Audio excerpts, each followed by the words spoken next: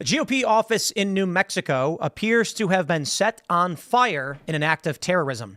Leftist graffiti was found likening ICE to the KKK, and I think the fair assessment is that it was a terror attack on the GOP. We don't know for sure just yet, but it looks like that is the case. Elon Musk is now calling for those funding the attacks on Tesla, the protests, to be criminally charged. He says, don't just go after the puppets, go after the people that are setting them on the loose. So it's pretty crazy, my friends. And then because it's funny, Donald Trump has MSNBC losing their minds because he said he's not joking. He's going to run for a third term, which you can't do and likely would not happen. But simply by saying it, you know, he's shifting the news cycle and tricking Democrats into talking about something else. I wonder why. And then, in Seattle, it's almost as bad as Delaware. They have a massive multi-million, $40 million deficit because all of these companies are fleeing. So we're going to talk about all of that stuff, my friends. Before we get started, we got a great sponsor for tonight's show. It's Tax Network USA. Use the link in the description below. Visit tnusa.com/Tim. My friends, the IRS is the largest collection agency in the world. And with April 15th fast approaching, it's more aggressive than ever. In 2025, enforcement is ramped up. And if you owe back taxes or have unfiled returns, waiting is not an option. The longer you do, the worse it gets. Ignoring your tax troubles is the worst thing you can do. April 15th marks another tax year that has passed you by. Getting ahead of this now is the smart move, but never contact the IRS alone. Instead, let the experts at the Tax Network USA handle it for you. Why? Because not all tax resolution companies are the same. Tax Network USA has a preferred direct line to the IRS, meaning they know exactly which agents to deal with and which to avoid. With proven strategies to settle tax problems in your favor, whether you owe $10,000 or $10 million, Tax Network USA's attorneys and negotiators have already resolved over $1 billion in tax debt. Talk with one of their strategists today. It's free. Stop the threatening letters, stop looking over your shoulder, and protect yourself from property seizures and bank levies. Don't let the IRS control your future. Call 1-800-958-1000 or visit tnusa.com/Tim. April 15th is just around the corner, my friends. Act now. Don't wait. Also, don't forget to check out castbrew.com. Ladies and gentlemen, for all those that can't get enough, Ian's Graphene Dream is back in stock once again, and he's selling like hotcakes. We had like 2,000 in stock. There's only 600 left. Get them now while you can, my friends, because Ian's Graphene Dream sells like crazy, and Ian knows it. But the good news is you're putting him through college, and we all know he needs it. Don't forget to head over to timcast.com. Click Join Us. Get into our Discord server, ladies and gentlemen. As a member of the Discord server, you can actually call into our uncensored members-only show Monday through Thursday, and you will be an active participant in this culture war, not just a passive observer. There are 10,000, 20,000 individuals in this Discord server where you can hang out, share ideas. If you want to get fit, there's a fitness chat room. You've got advice for everything. If you want to start a podcast, write music, whatever you want to do, there are people who can help you do it. Get involved. Don't forget to join us at Rumble Premium tonight, 10 p.m. for the uncensored call-in show. For now, smash the like button. Share the show with everyone you know. Joining us tonight to talk about this and so much more is Winston Marshall. Hi, great to be back on the show, and a special hello to your wonderful viewers. I had a wonderful time with you down in Austin last time, and it's great to see the actual lad pad.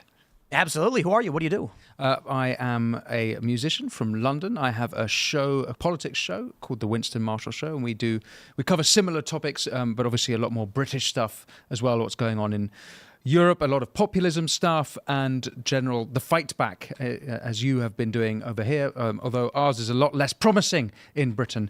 Our fight back seems to be just going incredibly badly, and any opposition are constantly within their own little civil wars going on. So, Europe is in quite some trouble, but we kind of cover that over there. Aside from being a learned man with a political show, you're actually quite a successful musician, in fact. Oh, if you say so. Absolutely. Well, I very much enjoy listening to your music. Oh, well, thank Tim. you. And it's very much the kind of music I was listening to in the 90s when I was a kid. Yeah. So that's how I've kind of got a little bit sentimental hearing it. But yeah, I was in a band called Mumford & Sons for 14 years, and we had a great time and made a few records, toured your great country. We never played in West Virginia. I'm very happy to be here finally in West Virginia. We played probably about 40 states otherwise, though. So saw a lot of it, and that's where I grew to love your country. Yeah. West Virginia particularly. Well, it's going to be fun. Thanks for hanging out. We got Libby hanging out as well. I'm Libby Emmons. I'm hanging out. Nice to see you again, Winston. It's been a minute. I'm with the Post Millennial and humanevents.com. Brett's Guys, here. yes, it is. I am here, normally doing Pop Culture Crisis Monday through Friday at 3 p.m., but I am here filling in for Phil tonight. Filling in. Aha. All right, let's get to the news, my friends. From the AP, the first story. This is crazy. Fire at New Mexico GOP headquarters under investigation as arson. Yeah, okay, there's graffiti where it says ICE equals KKK, and I'm pretty sure everybody knows exactly what this is. The temperature in this country has been slowly coming to a boil, and hopefully it does not get worse than this, but considering the Tesla attacks, we have this story from the AP. A fire that damaged the entryway to the New Mexico Republican Party headquarters in Albuquerque is being investigated as arson. No suspects have been named in the Sunday morning blaze, but that's under investigation by local authorities, the FBI, and the ATF. Incendiary materials were found on the scene, according to an ATF spokesperson. Spray paint on the side of the building read ICE equals KKK, said Lieutenant Jason Fayer with Albuquerque Fire Rescue. Fayer said federal officials were taking over the arson investigation. During a Monday press conference in front of the burned entryway, which was covered with plywood and had two burned doors propped against it, Republican leaders described the fire as a deliberate attack. They sought to link the blaze to an ongoing crime crisis in New Mexico, including a shooting earlier this month in Las Cruces that left 3 people dead. Republican lawmakers have recently urged Democratic Governor Michelle Lujan Grisham to exercise her authority to bring the legislators back to the Capitol to seek solutions to the violence. But this seems political. We don't see these attacks on Democrat facilities. No, we don't typically see that. And it's interesting that for 4 years you had Democrats freaking out about January 6th because that was actually the only thing they could point to. And every time you have leftists going after Republicans, it's months and months of stuff. You can hardly even count how many incidents there are. Also, the average person just doesn't hear about it. They just don't. They just don't hear about it? Hear about this stuff. Why? Because it just doesn't show up on, CNN and NBC covered. and ABC and CBS and PBS. Yeah.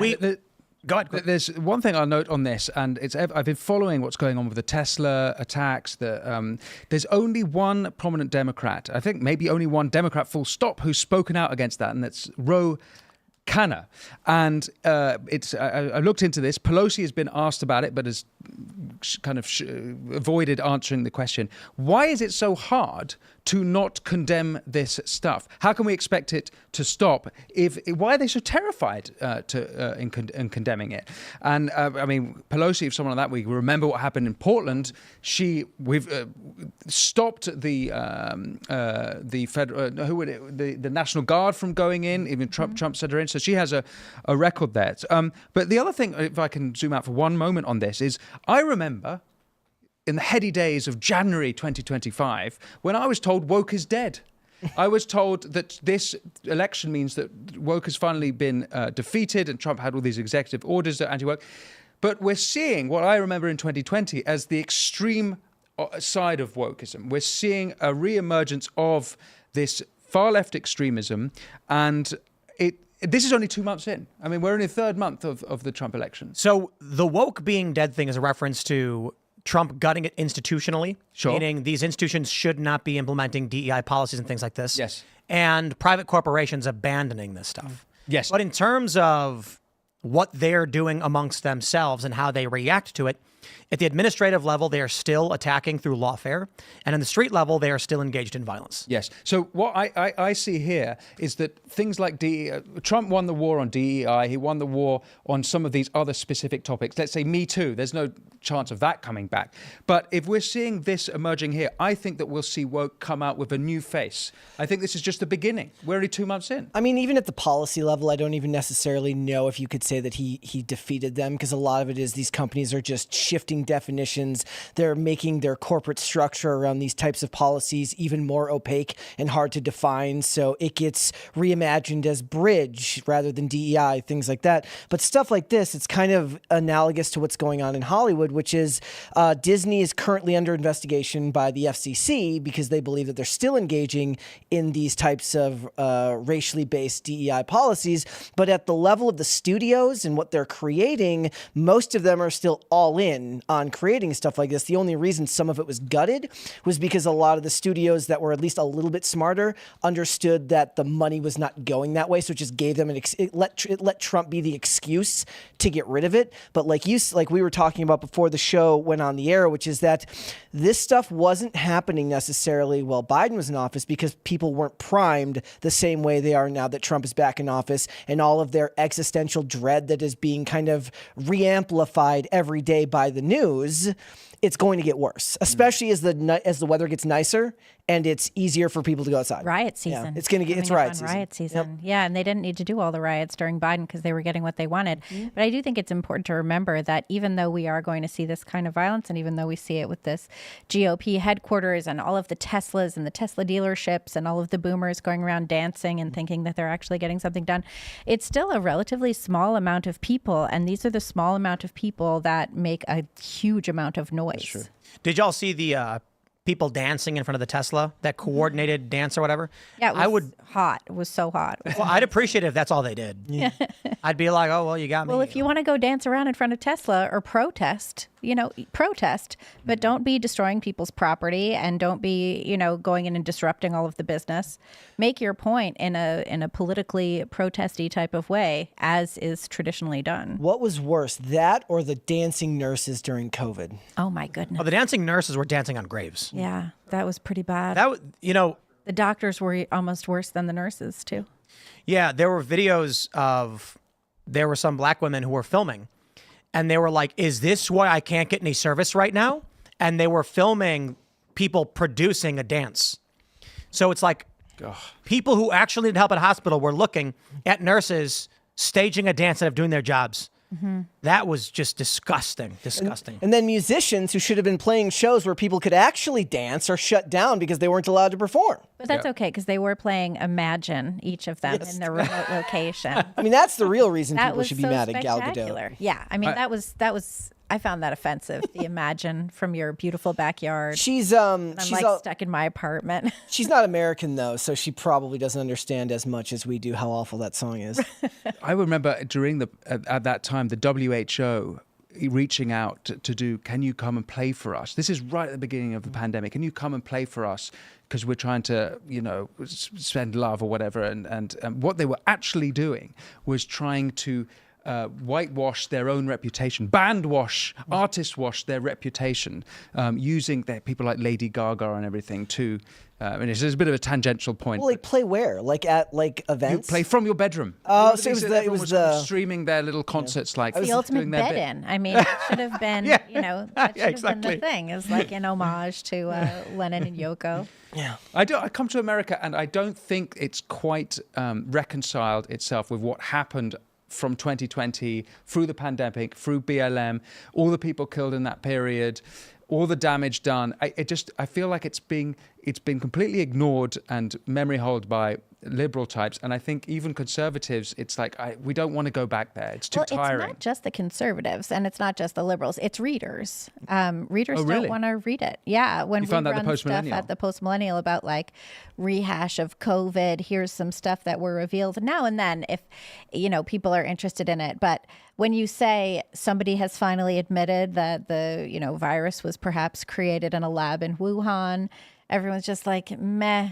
Well, we knew that. Yeah. Yeah, but the thing is, a lot of people didn't, though. And sure, that's the but issue. Readers of the Post-Millennial, they were pretty smart. They knew that, Or the stuff about, lockdowns were not actually effective. Masking was bad. Pulling kids out of school was not a good thing. Everyone's like, yeah, welcome to 4 years ago. Arguably, the only people who they'd want to hear, your readers specifically, the only people they would want to hear that from are people who don't write from the Post-Millennial. They'll want to hear it it from people who took the opposing perspective back in 2020. They don't want to hear it from people who always knew. They want to hear it from people who wouldn't admit it before and need to. Wait for Gavin Well, but Newsom's when the next podcast episode. When the New York Times finally ran that story, everyone said, "How dare you?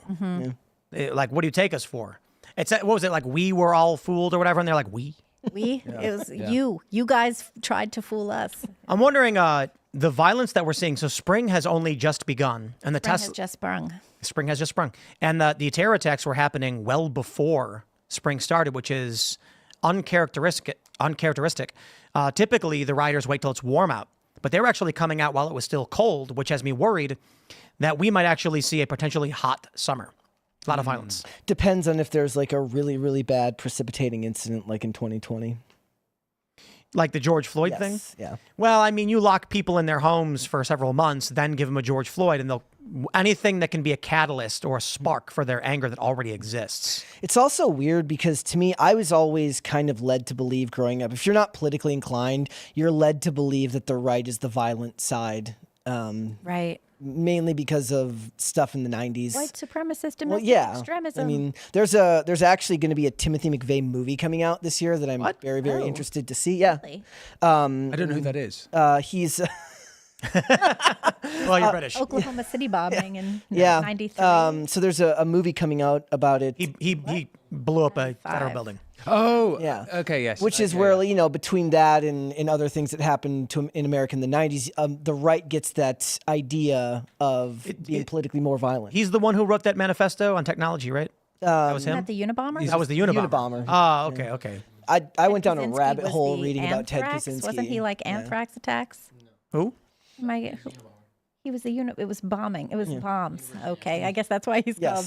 The And he was like Unabomber. writing all this, Yeah. right? The Anthrax was the stuff to the government. To the government, right? That's Yeah. crazy, man. Yeah. It's weird. Got it. But I'm saying like the political landscape has changed dramatically since the 90s, but a lot of people are still stuck in that pattern of not really understanding just how far left the violence has become in this country. Yeah, that's pretty interesting. Indeed. Well, let's jump to this next story from Fortune. Elon Musk calls for the arrest of those he claims are funding anti-Tesla protests. I appreciate Fortune for actually getting it right, because even though Elon Musk said those funding it, almost every outlet reported he was calling for the organizers to be arrested. There's a big difference, because Elon has accused Soros and Reid Hoffman, among others, of indirectly funding these protests. They say an emboldened Elon Musk is ratcheting up pressure on the anti-Tesla demonstrations. They say since on Sunday, Musk, whose company is expected to report on Wednesday its worst quarterly car sales, thanks Fortune, did not seem satisfied with leaving it there. He argued going after low-level perps is the law enforcement equivalent of whack-a-mole. Lock one up for criminal for 20 years, another will pop up. In his view, they are little more than pawns, acting at the behest of Tesla CEO's wealthy Democratic opponents. They say arresting their puppets and paid foot soldiers won't stop there. It's time to arrest those funding the attacks. Former Wall Street Journal reporter Asrat Nomani fed these suspicions this weekend when she claimed to have found evidence of at least 24 largely tax-exempt organizations, all supposedly aligned with the Democratic Party, were compensating protesters for their time. Her allegations were picked up by the Trump-friendly outlets Fox News and Zero Hedge as evidence the protests are not genuine but astroturfed. So the important thing here is they mentioned LinkedIn co-founder forced to deny Musk's claim of involvement. But Elon said, Reid will have many layers between himself and the organizations attacking me, but the probability is 100% that Reid is funding them. Probability, that's a very bold statement, because it opens them up to defamation were it not true. But this is big. This is Elon Musk saying, arrest Democrat mega donors. I consider this to be worrying escalation. Worrying escalation from Elon Musk or from the mega donors in the or culture little war both? in general. Yeah. Well, I mean, if it's true that they're funding these protests which turn violent or inspire violence, drum this sentiment up, that's terrifying all the same. And I'm not saying Elon Musk's wrong to say go after people that are funding these protests or anything like that. The challenge is these protests are not the same as the terror attacks. If somebody wants to provide resources so people can protest, what are you going to do about it? Yeah, that's a free speech thing. Absolutely. And then if people after the fact engage in terror because the sentiment was built up by these protests, we know what the Democrat megadonors are wanting to do, should it be the case. You don't fund these things. Is he definitely saying defund the protests, or was that a sort of, maybe he got the wording wrong and he meant to say the attacks on Teslas? What do you mean? He says arrest the people funding it. Funding the Quote, protests. Arresting their puppets and paid foot soldiers won't stop the violence. Yes, but he says the It violence. is time to arrest those funding the attacks. Right. So but you're saying funding the protests shouldn't. It's fine to fund the protest, but he says the protest, but later he says the attacks and the violence. So he might be using the word protest synonymously with the attacks and violence. Right. When you're saying protest is fine, attacks and violence problem. Presumably you do think it's a good idea to stop funding the attacks and violence. Yes. And that's not an escalation to arrest those people. But I agree. It seems that using them interchangeably, as he goes on to say, Reed will have many layers between himself and the organizations attacking me. But the probability is 100% that Reed is funding them. So if these organizations are attacking him and he is saying funding the attacks, I don't know if he thinks that the terror attacks are being funded by somebody, because he's never expressed that. He's saying outright the attacks in general. I think he's using them interchangeably. Yes. And that's a problem too, because that's something that people who are more in line with their cause are going to seize on and say that it's a free speech issue. And they're going to say that he's trying to shut down dissenting opinions, when what he's actually trying to say is that he wants the violence to stop. Right. That's a messaging issue. He probably wants the protests to stop also. But he should understand that it's bad optics mind, sure. to do that. But in his mind, it's all sort of an attack. I mean, Tim Waltz saying that he was enjoying seeing the Tesla stock tank was an attack. Yeah. And of course, we've seen that all over the place. Jasmine Crockett, is that an attack? Is all of this an attack? Which part is the attack? I don't know how any of this could be happening, because how can Democrats have mega donors? Because they keep talking about oligarchs and billionaires. And I can't imagine there are any actual Democratic oligarchs and billionaires. That just wouldn't make any sense. One thing that it might be the case that there's a link between USAID and something, and I don't have any conclusive evidence of that. However, USAID were funding the Tides Foundation, which is a foundation that Soros has also founded, that to the tune of $27 million was giving money to the Black Lives Matter. So there is a history there of funding. Tides also was funding some of the anti-Israel stuff. Was it really? Yeah, I'm pretty sure. Which stuff? The Columbia University stuff? They were in there somewhere. I remember we had reporting on that, and I'm not remembering exactly what it was. So you're saying that this could actually be worse right now if it wasn't for the gutting of USAID? Theoretically. Well, it'd be interesting if he was more clear about exactly where the funding's coming from. It was the campus stuff. It was the campus stuff. That Tides was funding across all the universities across the country. Universities in the U.S. I guess it would be interesting to, it's easy to say George Soros funds everything, but you actually want to see, like, how exactly is the Open Societies Foundation funding them? So what I'd ask of Elon, what I want to know is how, he's alleging that Reid Hoffman is funding them. How exactly? He says that it eventually goes 100%, it traces all the way back to Reid Hoffman. But let's see that line, like expose that line, because then it's clear. Otherwise, it's all quite nebulous and it's even opaque counter by Musk. I think that's actually one, I think that type of language is a problem right now, right? When you make claims without the ability to actually prove that that's what's going on, then it just falls in line with political rhetoric rather than actually trying to root out a problem that's going on. And people are going to take that as being politically biased to one side. I mean, why not also arrest the people doing the violence? Yeah. They actually should be arrested. I think his point is that more will just start popping up. It's not going to stop. Right. But they should all be arrested and charged with felonies. And even the low tier stuff, like that woman who put gum on the car. People don't understand that it's an electronic mechanism used to open Tesla car doors. Yeah, it was in the handle. Yeah, and that breaks it. That's if it was a Model S, because they flatten and they stick out. When you walk up and the car's open, they all just come out and the windows drop a little bit. It's kind of weird. But the other models have the push mechanism, which could still be damaged by the gum. She was trying to break the car. Yeah. Did you see that one amazing? She got a felony. What's the big Tesla called? The silver Cybertruck, and someone put a big Toyota sticker on the back. Yeah, it was absolutely fantastic. Well, I mean, they're scared of terror attacks. Yeah. Well, there's also signs in New York, like in the 80s, there would be signs in people's cars. People would have like these signs, "No radio," so that people wouldn't break in and steal it. And now people have signs like, I'm descended from Holocaust survivors. We're not Nazis. We bought the car a long time ago. It was to help the environment. Please don't mess up my car. In San Francisco, people have been leaving their hatchbacks open so that when the criminals come, they don't smash out the windows. They just walk up, look in the car, they see it's open, there's nothing in there, they keep going. Yep.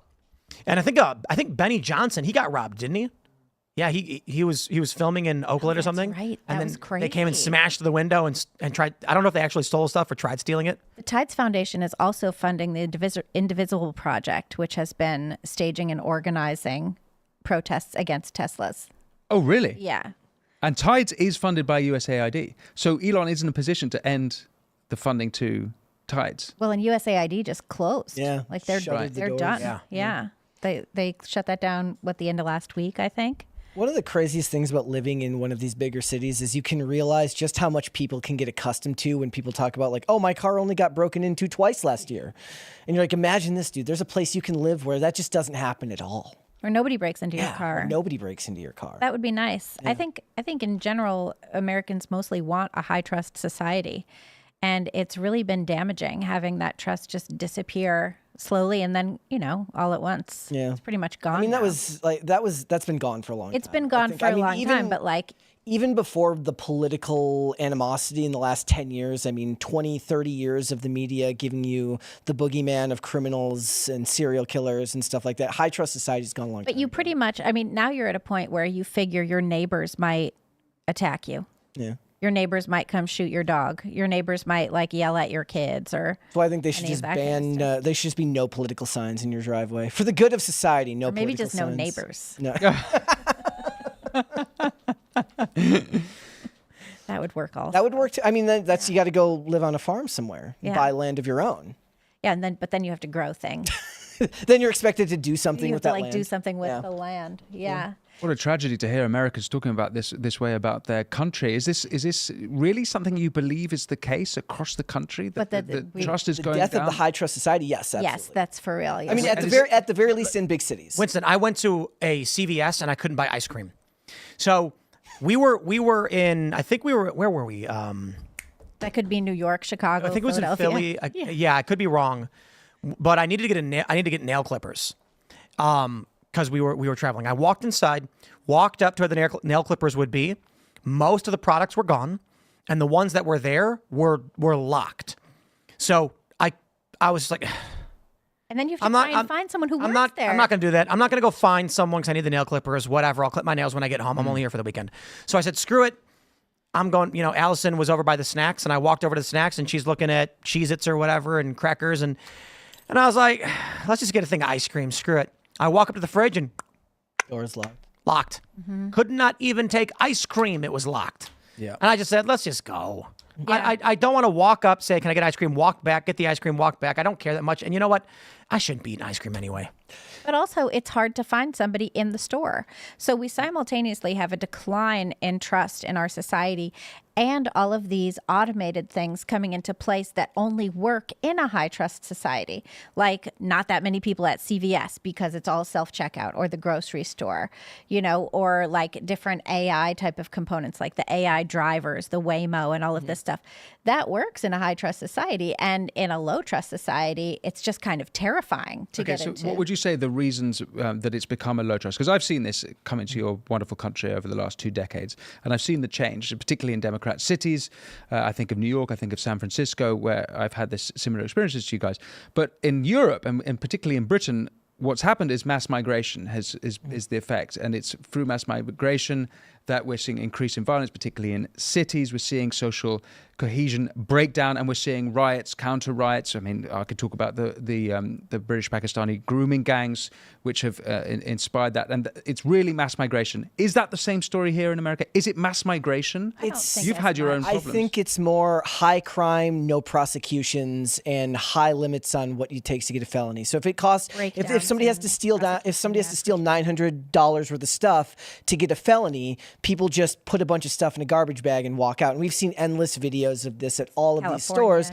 If there's no consequence for their actions, the store has to do what they have to do to try and protect their merchandise. And what's hilarious is then they have found a way to then make this an argument about capitalism, where they say it's actually capitalism's fault that stores are locking up all their merchandise, and say that it's disproportionately affecting people in cities like this, which do happen to be largely, in some places, heavily populated by minorities, which then they make a racial argument when it's more the fact that nobody's being prosecuted for the crimes. Well, or like the changes, the changes in some of the laws, like loitering is no longer a law in Los Angeles, which means that there's no, there's no easy avenue for police to intervene in suspected prostitution because loitering is perfectly legal. It's broken windows. The issue is community. Turnstile jumping. The issue is community, and community doesn't exist anymore. It used to be that you had a small town, everybody knew each other.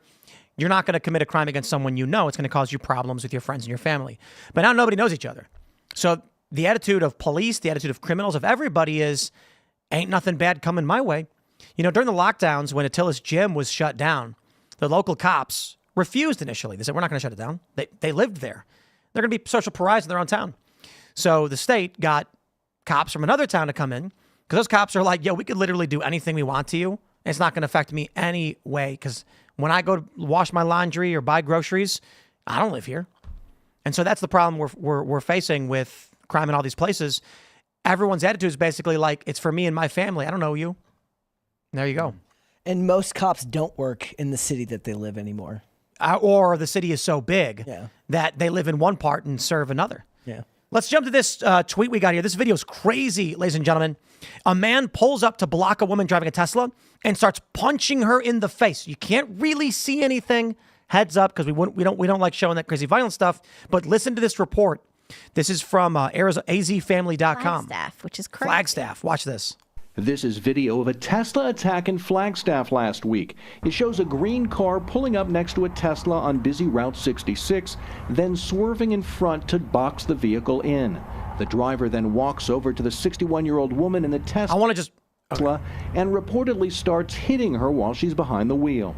I started to say, you cut me off. What's your problem? But I don't know how much of that got out. And he started to punch me with a closed fist. At one point, the victim, who wants to hide her identity, says she bit the man's hand. Moments later, the passenger of the green car appears to walk over and pull the attacker away. They finally get back in their car and drive off. The incident is among the latest attacks on Arizona Tesla drivers, being targeted because of the car they drive. This is crazy. It's insane. I just want to point out. Absolutely insane. What I wanted to point out right away is that they box her in. You can see that not only do they try to stop her, but when she tries to go right, then walks over to the they pull forward to make sure she's between the curb. I'm jumping that curb. I'm sorry. I don't know. It's a pretty tall curb right there, or I'm reversing, but I'm assuming she's got someone behind them. I'm not entirely sure. Maybe we can see in the video. Woman in the so in the rear, she's clear. She could have hit reverse and just got out of there. Mm-hmm. You know what's really crazy about this? Check this out. When they go on to mention another person is attacked. Keep listening. Moments later, the passenger of the green car. Oh, actually, I don't think I actually have that in the video. In the full report, they mention these two women are now taking gun self-defense classes. Yeah. The next time some guy tries pulling something like that off, they're gonna get shot. And depending on where they live, they're going to run their own risk, because it's so hard to know whether you're actually going to get in trouble for using your weapon. I guess they'll have to figure out what the law is, too. Yeah. I think that's going to be after the fact. I mean, look, a 61-year-old woman getting punched in the face, if she had a gun, she'd shoot him.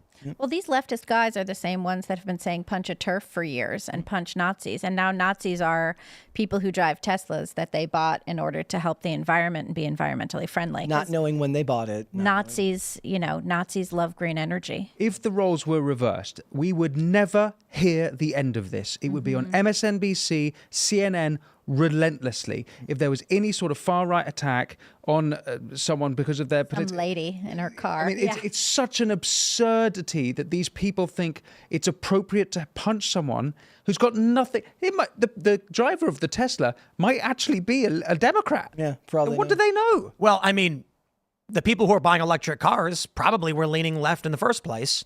Quite. And it's not like all of the people driving Teslas bought them in the last month. Yeah. Well, Quite. I'm curious for you, Winston, based on what we're seeing here.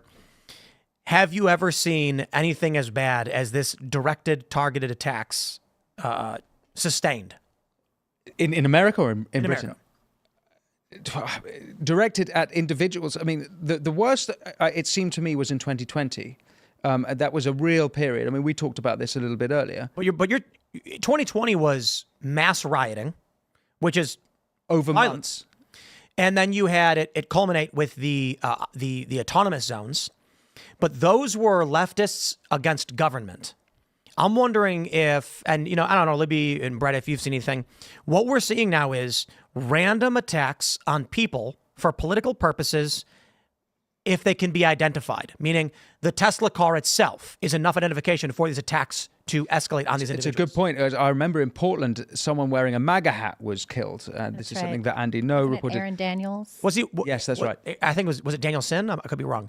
Was he wearing a MAGA hat? He was Trump identified. It's Trump identified. Yeah.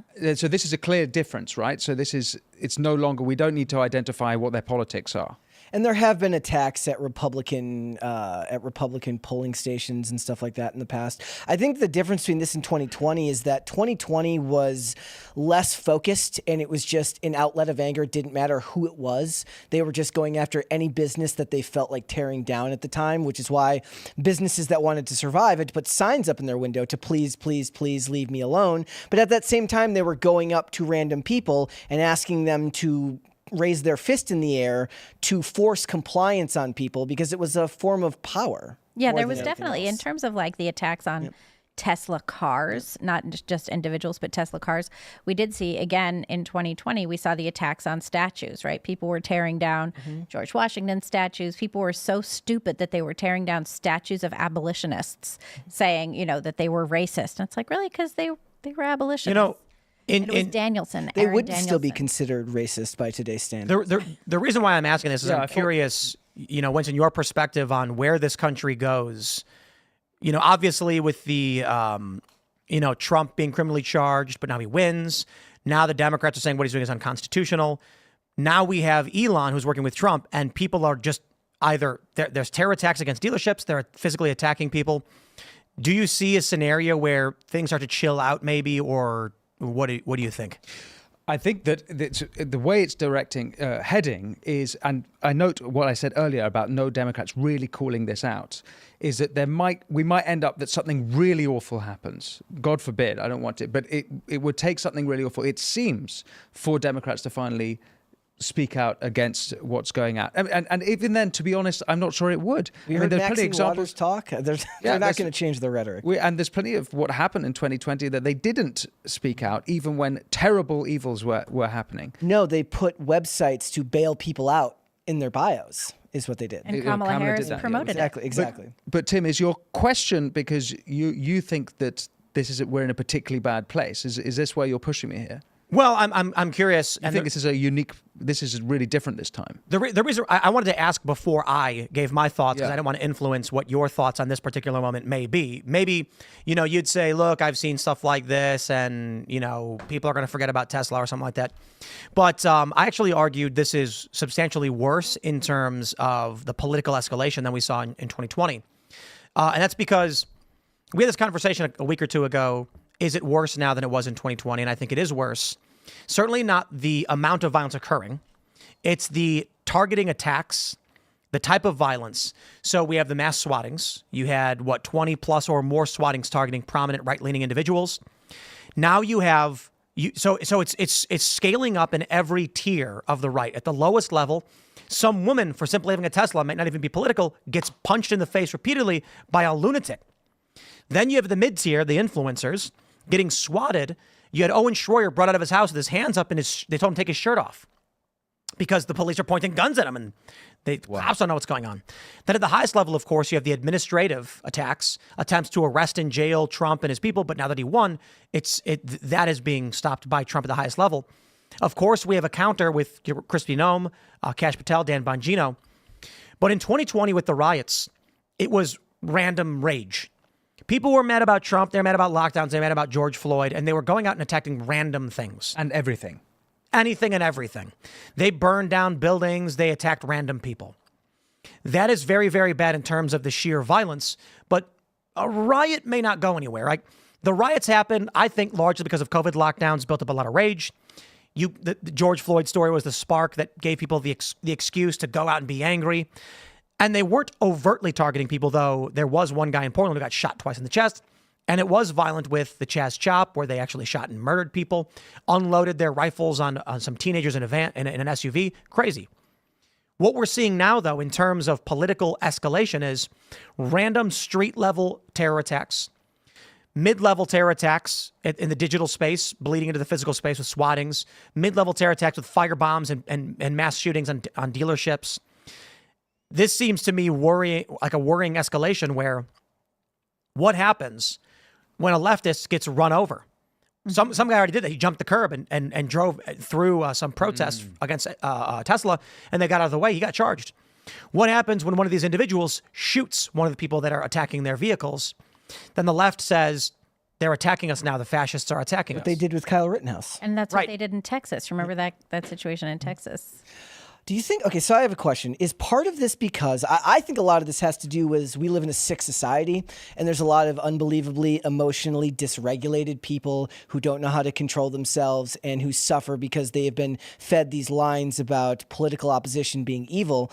But I wonder if some of it has to do with the fact that there's just this directionless feel to the Democrat Party now, where they don't have anybody to coalesce around. They don't have any actual hope for their message. So they're sprouting it's just violence because they don't have anybody that's giving them a message that they feel they can confidently take into the next election cycle to try and change the things that they, at least in their minds, feel are wrong. Yeah, I mean, it's not just violence, it's also haplessness, right? Yeah. Like you see them saying Trump's going to take away our Medicare. That's not anywhere. Trump's going to destroy Social Security. That's not anywhere. They make stuff up because they don't have a policy platform and they don't have any leaders. The closest thing they have to a leader right now is like Jasmine Crockett. You know what I mean? And it's just because she has a big mouth and she's out there being loud. Yeah. Hakeem Jeffries. And they're all advocating for violence. Yeah, they're all, Hakeem Jeffries, we're going to take it to the streets. Maxine Waters is always about that. She's always the worst. Yeah. We had one of the most shocking things I've seen was when on The Daily Show, Jordan Klepper showed terror attacks. One of the attacks on Tesla in Vegas was a man with a rifle shooting into the building, trying to take out its security cameras, then shooting wildly into a bunch of cars, graffitiing up the building, and then setting fire to a bunch of the vehicles. And when he showed this, the audience cheered for it. Mm-hmm. He even was shocked and said, wow, I guess you guys like petty acts of domestic terrorism. Something very similar on Stephen Colbert at the same time, by the way, where he made a joke like, don't attack Teslas, and then did a pause. That was Kimmel. Sorry, it's Kimmel. Forgive me. It was Kimmel. Similar. Sorry. Colbert did also do something similar where he said he deserves, he said someone stole the tires off a vehicle, but he says, I don't attack I don't condemn the attacks, but I appreciate your tireless efforts, and wins a pun award. He said that I think it's wrong to attack Teslas, and this comes from the bottom of my CBS legal department, implying he doesn't actually, and they're cheering for these things. So I wonder, we are at a time in this country where in public people are cheering for terror attacks against anyone perceived to be right wing. Even if you're just driving a Tesla, which you probably bought well before Trump or Elon had anything to do with government. Well, we have DHS and ICE doing this thing where they're scouring people's social media to determine if they are immigrants who advocate for violence or who are opposed to American values or whatever the criteria is. I wonder if they'll start doing that for the Tesla people and just start like arresting anti-Tesla people based on their social media posts. And that will end up sparking concern from them in the same way, because they're going to say that you're being a fascist by arresting them. Well, it is concerning to arrest someone based on a social media post alone, as we've seen in the UK. Yes. We've seen a lot of that, but they have to start arresting and having real justice put on these people doing these attacks, because that is what will deter others from doing it. If these people get away with it, and maybe it's the case that it will, if it's true about these activist judges, if they get away with it, this will just continue. I wonder if that would be a deterrent. It certainly didn't appear to be a deterrent in 2020 when people got arrested. I don't think it will. Did they get charged, though? They got arrested, but did they get charged? In a lot of cases, the charges were eventually dropped. I don't think it ends up stopping anybody. I think so many of these people are so broken and so upset, and they feel so hopeless because of all of the rhetoric that they're spewed and fed every single day, that they're acting so irrationally that even a rational deterrent won't work on an irrational person. Yeah, because they're going to cheer. Yeah. Yeah. So if Donald Trump's DHS, a bunch of Nazi fascist brown shirts, go and arrest someone, they're going to say it's a badge of honor. Well, and look at what happened to Luigi Mangione, right? He suspected of murdering this guy in cold blood. It's on camera in New York. And California named a health care bill after him. Yeah. It's being proposed. Yep. Yeah, it's No like way. the Luigi Yeah. Mangione Health Care Act. It's penalties on if you delay, deny, or depose or whatever. Yeah. Yeah, it's Wow. penalties on health care companies that don't do what Luigi Mangione wants them to. Let me jump to this next tweet here. We have from Kristi Noem, Secretary of DHS, Department of Homeland Security. I cannot show you the video, my friends. It is a man calling for people to murder ICE agents. And Kristi Noem responds, if you threaten or attempt to harm a law enforcement officer, we will find you and prosecute to the full extent of the law. Should this guy be arrested? Because he literally says in the video to do it. He says, do this, do it. He's If they inciting approach you, do violence, it. for sure. He's definitely inciting violence. Telling people to attack, to kill law enforcement? Yeah, that's pretty serious. Yeah. And it's brazen in public. And he said because they're fascists, because they are masked individuals. And he says you have a right to do it. And you do not. But this is a degree of escalation. And I will say this, it's so intense. Ladies and gentlemen, we can't play the video for you here on YouTube. No, it's too severe. I believe it is a federal criminal offense, what he said. And To be a federal, it would have offense. It would have to be proved that it would directly lead to actual attacks happening. Which is that the brand? What's the test? it's imminent harm. Imminent harm. So you'd have to prove imminent harm, and this is very similar to a lot of the stuff we had going on in the UK. A lot of people arrested for long periods of time. I mean, years. Some of them. Now, some of them were just racist memes and reposting racist memes and a bit of racism here and there.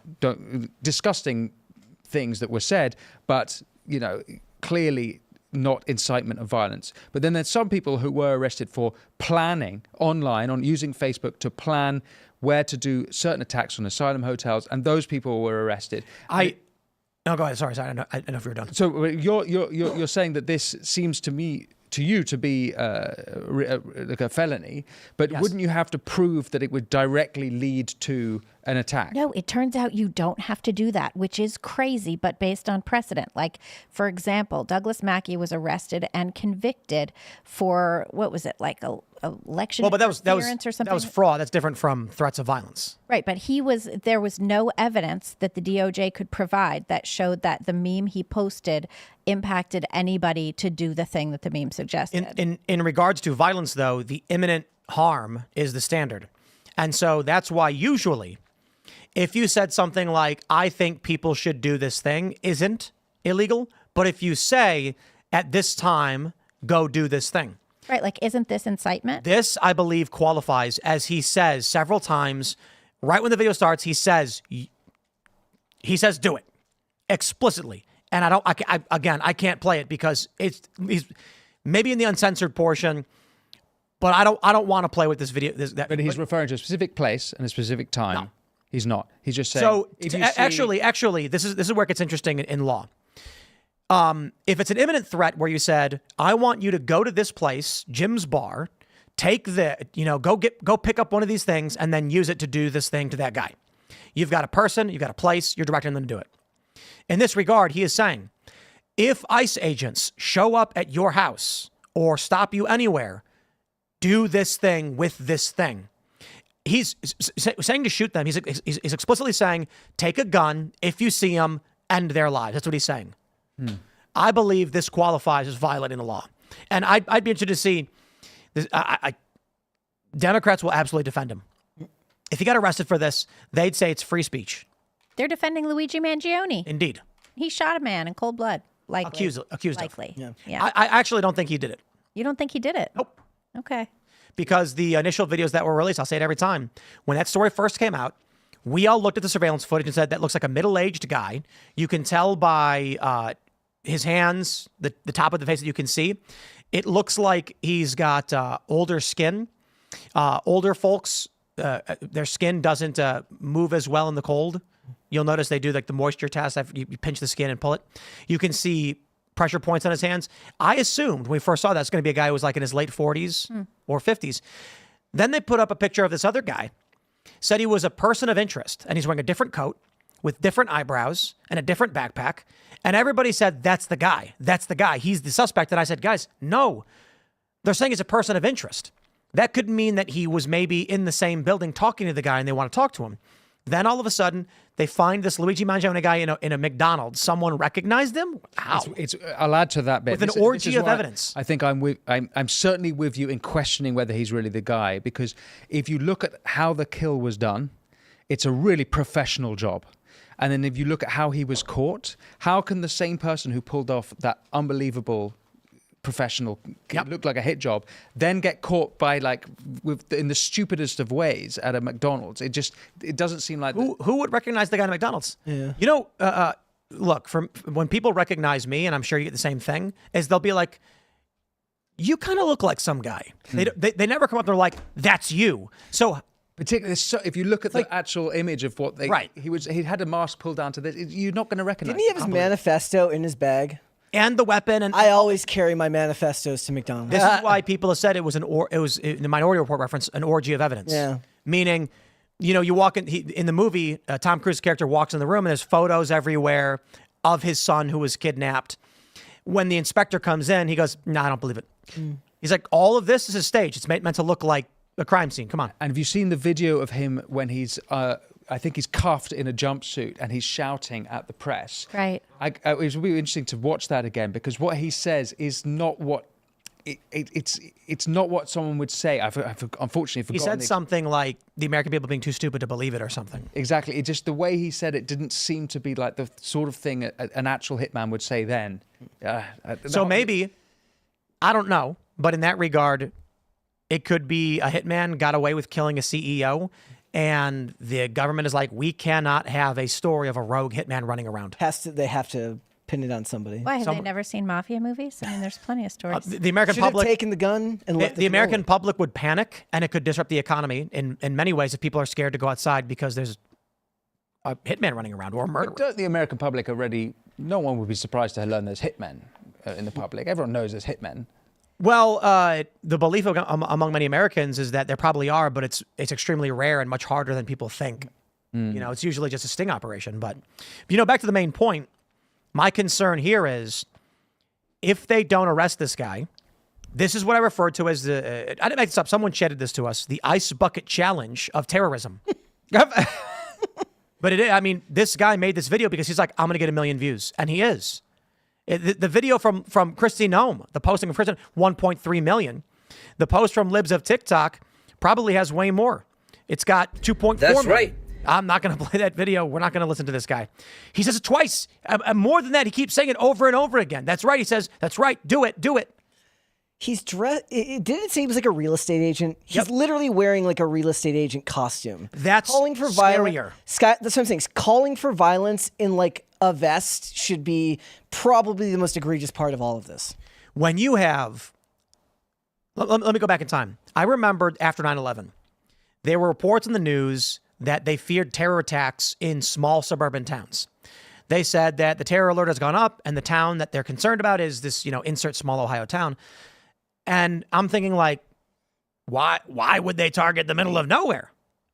On the news, they were saying the terrorists want to target rural areas so that people in this country feel they cannot be safe anywhere. Most people think you stay out of the cities, you'll be all right. Wow. So with stuff like this and what he's saying, when it's a regular guy who's a real estate agent calling for the murder of federal agents, it's particularly worrying because it's basically saying to us, there is a normal liberal worldview circulating amongst regular workers to engage in lethal force against their enemies. Yeah, there's another aspect of this which is curious to me, is that the ICE agents are the villains here. And this can only be in the eyes of the progressive globalists who don't like borders. But the ICE villains are trying to get rid of violent, murderous criminals to protect the borders. If you want a safe country, if you want a great America, you've got to have borders. And so it's curious to watch how villainized ICE agents are at this time. Indeed. They're we had a liberal lawyer on who called them brown shirts. He said they're Gestapo, they're federal, He believed that. Yeah. Yep. So what, does that guy believe in borders at all? Does Nope. he think that people should come? I mean, Well, they haven't thought that worldview they haven't thought that worldview through to its full extent. It's an interesting moral conundrum. Joe Biden says if someone enters the country, well, actually, let's go back earlier, 2020, during the presidential debates through 2019 and 2020, all of the Democrat candidates were asked, would you change crossing the border from a criminal charge to a civil charge? And they all raised their hand. They all like that idea, yeah. Literally, Joe Biden says, surge the border. They come to the border, they enter the country outside of an official port of entry, illegally, and then as soon as they see an agent, they say, asylum. And then he goes, you got us. Guess you can stay here forever now. They put all these people into the system, gave them court dates, and then quietly dismissed all their court dates. So they were de facto in the United States as second-class citizens. This is illegal. This is what Chuck Schumer wants, though, so that we can have, depressed wages. Right. And So when Donald Trump then says, we are going to arrest these people and kick them out, the left says Trump is arresting legal migrants. This is the conundrum over the language. So now you've got the issue of, but we need due process for these people who entered the country illegally through Biden's exploitation, and they're using it to empower their states. There is no reality where the actions taken by Donald Trump will ever be deemed legal, even if they're explicitly legal and under his constitutional authority, as many of these things are. Trump said, if you are transgender and exhibiting symptoms, you cannot serve in the military. However, if you are suffering gender dysphoria or transgender and you exhibit no symptoms, you're fine. A judge ruled, no, you can't do this. Everyone is created equal, and all means all. That literally means she just issued an injunction stating, as someone on Twitter pointed out, paraplegic schizophrenics can now enlist in the military. Yeah, like gender dysphoria is in the DSM, yet a lot of people with bad eyesight can't get into the military. Indeed, but now you can because of this injunction. It is absurd that the president, who is the commander-in-chief of the armed forces, is barred from choosing who serves him. That's crazy. Mm-hmm. So this is the point of where we're at in terms of what is legal and what's not legal. With the border thing, and forgive me if I sound like a libtard for one moment, but is there an argument to be made that these coming across and claiming asylum, because Biden had allowed it, they were following by the laws at the time, and so they... No. Explain to me. So in the United States, the president can issue executive orders. They're not laws, but he can direct executive agencies to behave in certain ways, which de facto can make or break laws. So if the United States Congress passes a bill saying, we are going to ban marijuana in every regard. I mean, they basically did, but like nothing. We're going to arrest literally everybody. Donald Trump could say, ignore it. Don't enforce it. He could instruct the AG not to prosecute. And so the law exists and should be enforced. Right, okay. But would that mean that people are I see. So that's what happened. Okay, basically, yeah. So because I got one for you. Yeah. And I'm going to change your mind in 2 seconds. Joe Biden instructed CBP to transport children into sex slavery. Does that make it legal? He did what? no, that's for real happened. Yeah. Yeah. So what happened is... Now let me ask you if you think a civil war is coming. Yeah. What happened is Joe Biden said all accompanied minors can get across the border, no questions asked. And then that went to a judge, and the judge said, well, that has to apply to the families of minors as well. If you're doing it for unaccompanied minors, then their whole family needs to come in if that's what's going on. So you have literal human traffickers trafficking children across the border. CBP knows that the traffickers. Yes. The agents know for a fact children are coming across the border with traffickers, sex slavers, or by themselves. They have numbers written on their arms or hand. Or they have those plastic bracelets. Yep. That they know is for sex slavery of children. I'm talking 12-year-olds. And CBP, with smiles on their faces, transported those kids into sex slavery. And what you have to do if the kid is coming across the border and they have somewhere to go, they tell the DHS what the address is, and the DHS just hands them off to HHS, and HHS sends them off to wherever that is. And the issue is that those addresses, in a lot of cases, aren't anywhere. They're like empty warehouses, or hundreds of people have the exact same address. These are not. These are not safe contacts. These are just like something to fill out the form to get the people in. Do not take our word or words for it. There's your story from the New York Post from 1 year ago. Dr. Phil tells The View host that children crossing the border are being sent into prostitution and sweatshops. And this isn't the only story. He spoke with the head of the CBP union on camera, who stated, quote, "I talked to the head of all the border guards down there, the head of the union. I asked him straight up, kids are coming over the border with numbers written on them, phone numbers and addresses. Do we check those out?" He said, well, we call them, quote, "Is it possible that we're sending them into known prostitution rings or sweatshops?" He said, "It's not possible. It is absolute. We are using American tax dollars to ship children into known prostitution and sweatshops." And when asked over and over again, like when I bring this up, the issue is clear. CBP agents were instructed at the highest level not to interfere in this process.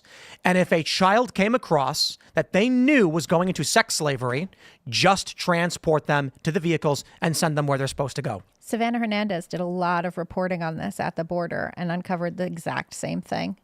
Wow. And it was very clear. And she had like undercover CBP agents talking to her. She had to disguise their voices because they were terrified.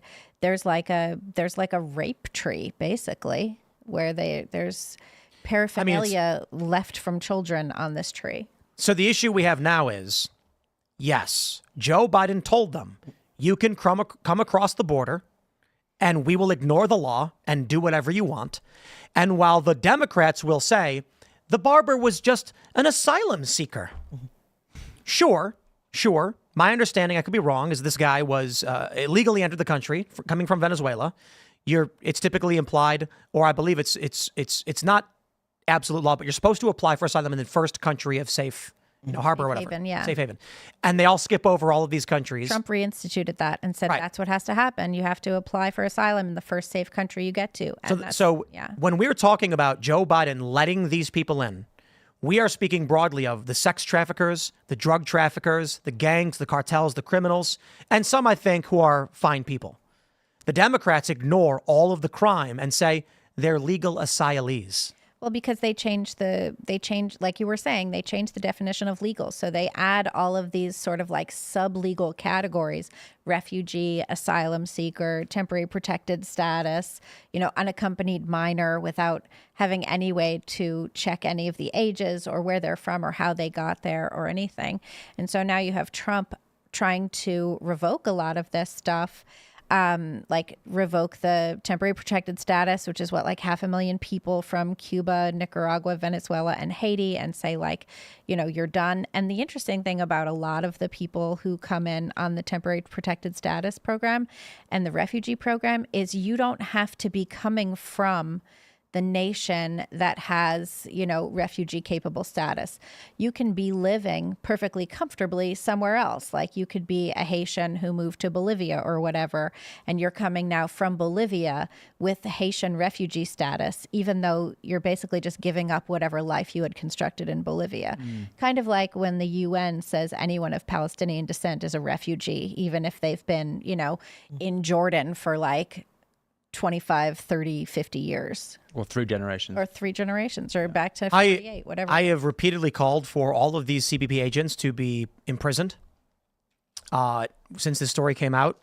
And if they're, Dan Bongino stepped down from one of the biggest live shows, biggest podcasts in the world to serve at the FBI. And people always say, Tim, get into politics. I never would do it.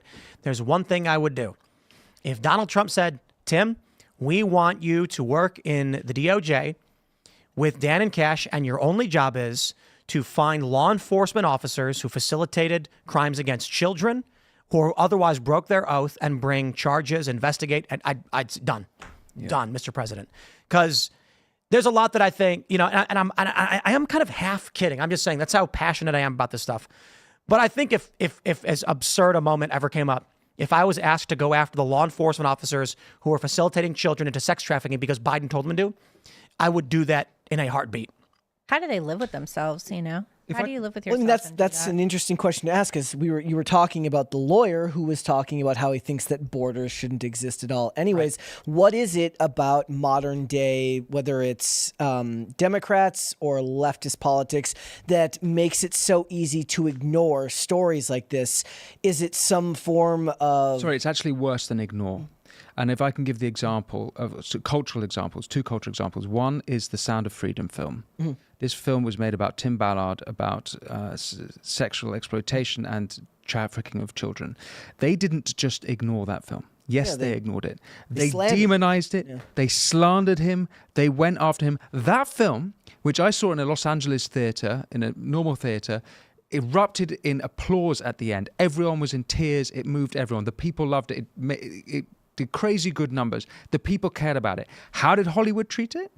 They wrote these slanderous articles. They called it all conspiratorial. Now, the same thing happened in the music industry when Oliver Anthony, the musician behind the song Rich Men North of Richmond, he has a line in there, I wish politicians would care about minors instead of minors on some island somewhere.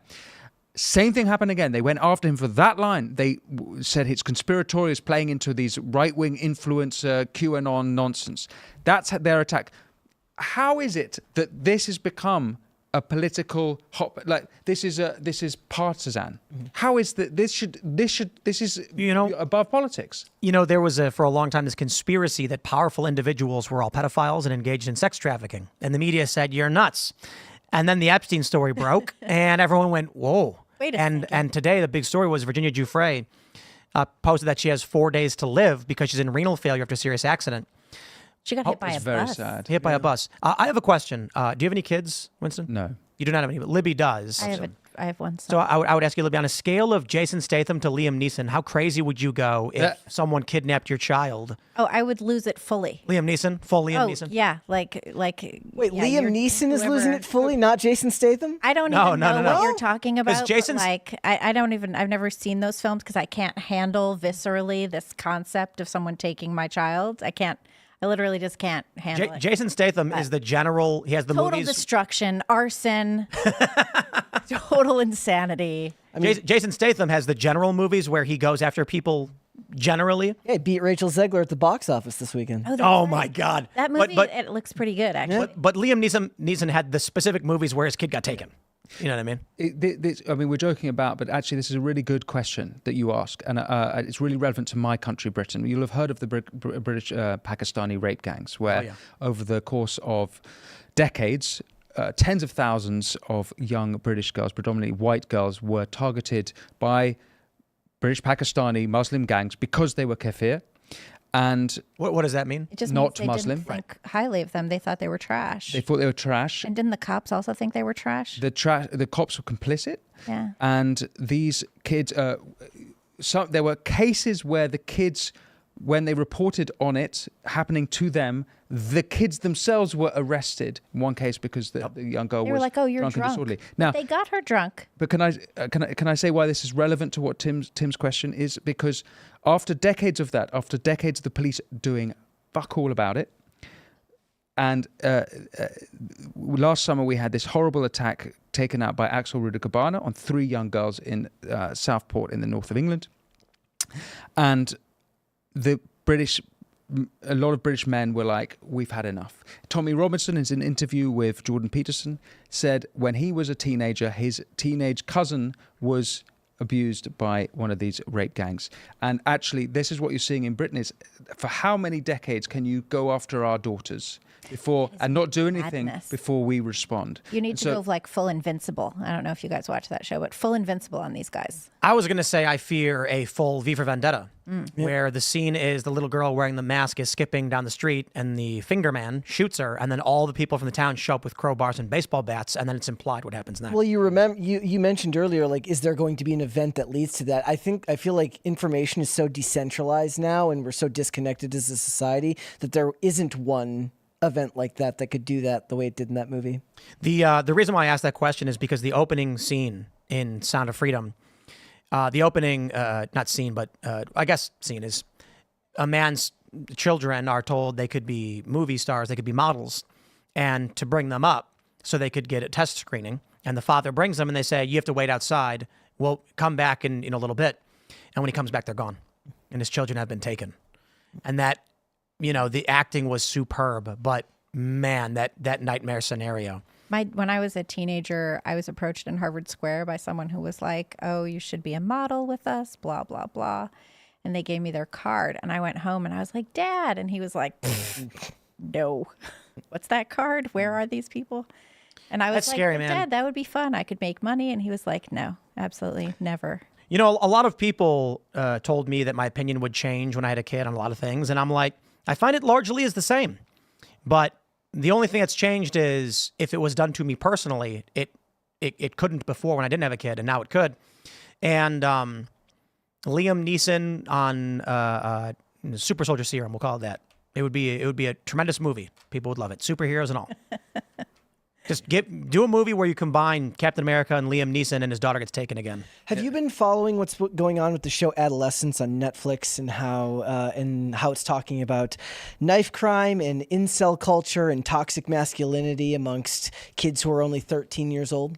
I have not seen the show itself, but this is all over the papers. I haven't seen the show either. It's a lot of right wingers are upset because the show depicts it as a young white kid who's doing it, and right wingers are upset because they would say the violence is actually from other ethnic groups. But the director I'm not sure I agree said with that. the director said that he took inspiration from the violence that horrified him about specific knife crime incidents, and then people made that a racial issue. The director says it's not that, but people make their. So the thing that's curious to me about that, and this is part of the British liberal narrative at the moment, is that the young boys and men are getting radicalized online by Andrew Tate types and the concept of incel. But if you look at the data, it seems to me that the online. I'm not saying that the online social media isn't affecting boys, but it seems that it's affecting girls a lot worse.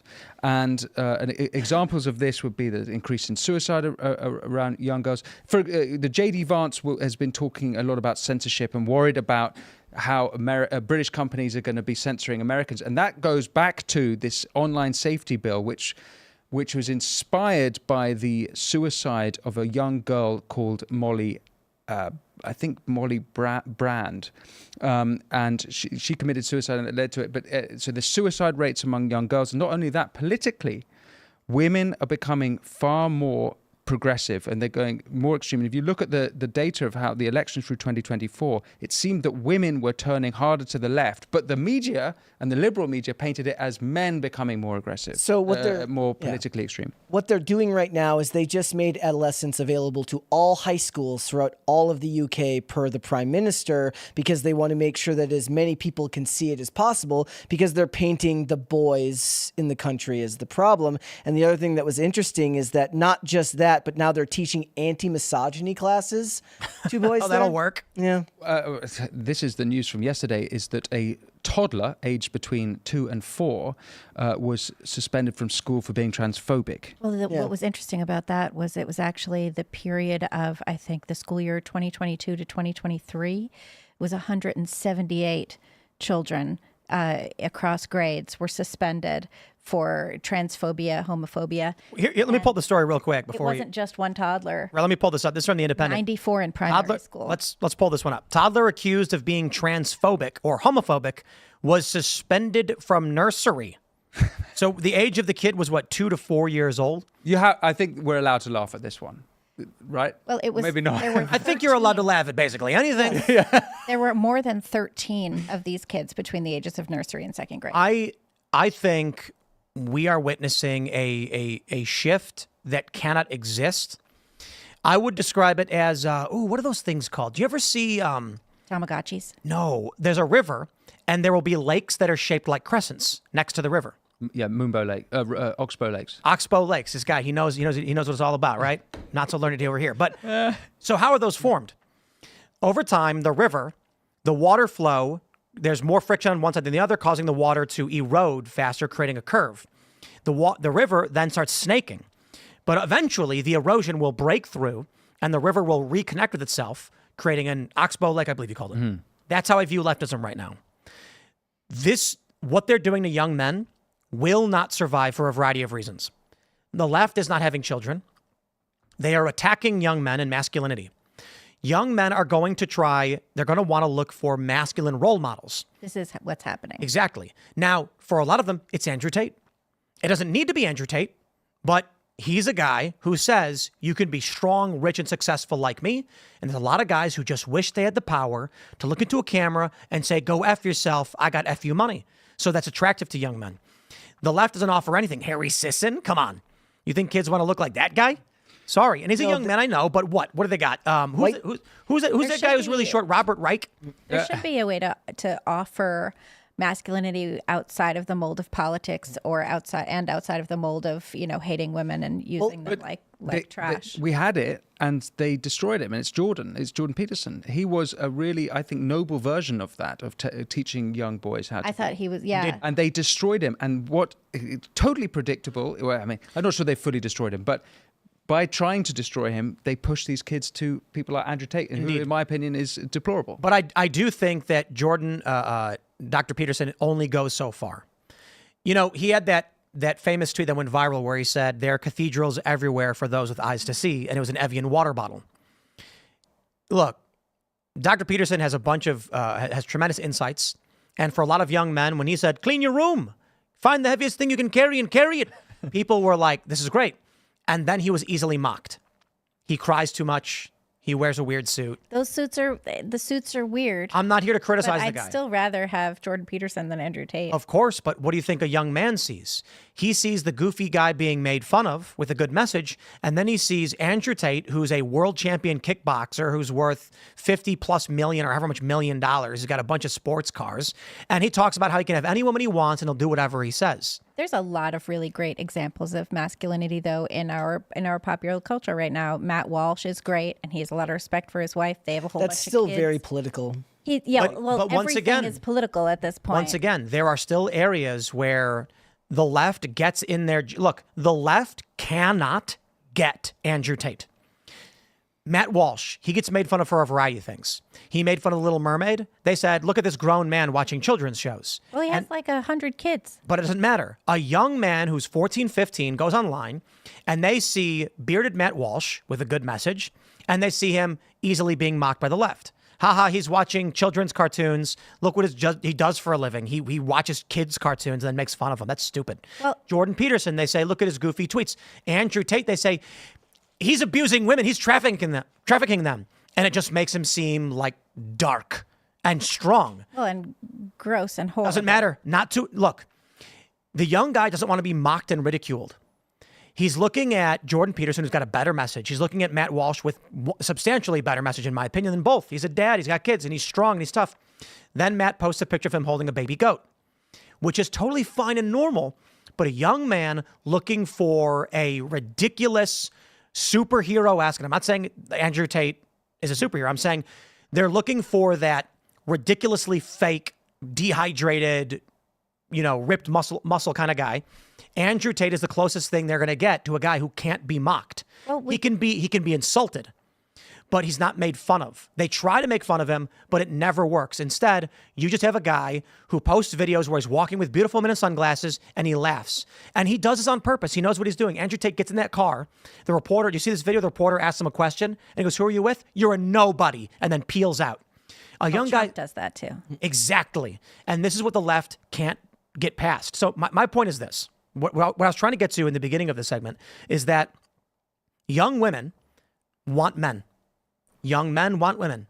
The media and the left can try and say whatever they want, but there's a biological reality that drove humanity and all of life for billions of years. That's why I call it the, Oxbow Lake? Yeah. It forms as the society veers left, but eventually the friction causes it to break off and become this weird thing on the left that's just there forever or just there. But the river carries on. Young women are going to want young men who are tough. They don't want male feminists. The male feminists will become increasingly unappealing. There's substantially less male feminists. Young men, Gen Z men are skewing to the right. So this means that for the liberal woman, which is 70% of millennials, when they go into the dating pool, it's going to be inverted. Most of the guys are going to be on the right, and they're going to say, I ain't dating you. You're crazy. You're going to Me Too me. I'm out. And they're going to keep, and we've already seen these stories. They're going to have bad luck. The younger women are going to go, I don't want to live that way. I don't want to be some old dried up hag. And they're going to go for the bad boys. And these bad boys are watching, unfortunately, Andrew Tate. Well, we've hollowed out culture. So we have, deprived our young men of role models that they used to be able to have in literature and in like good films and things like this.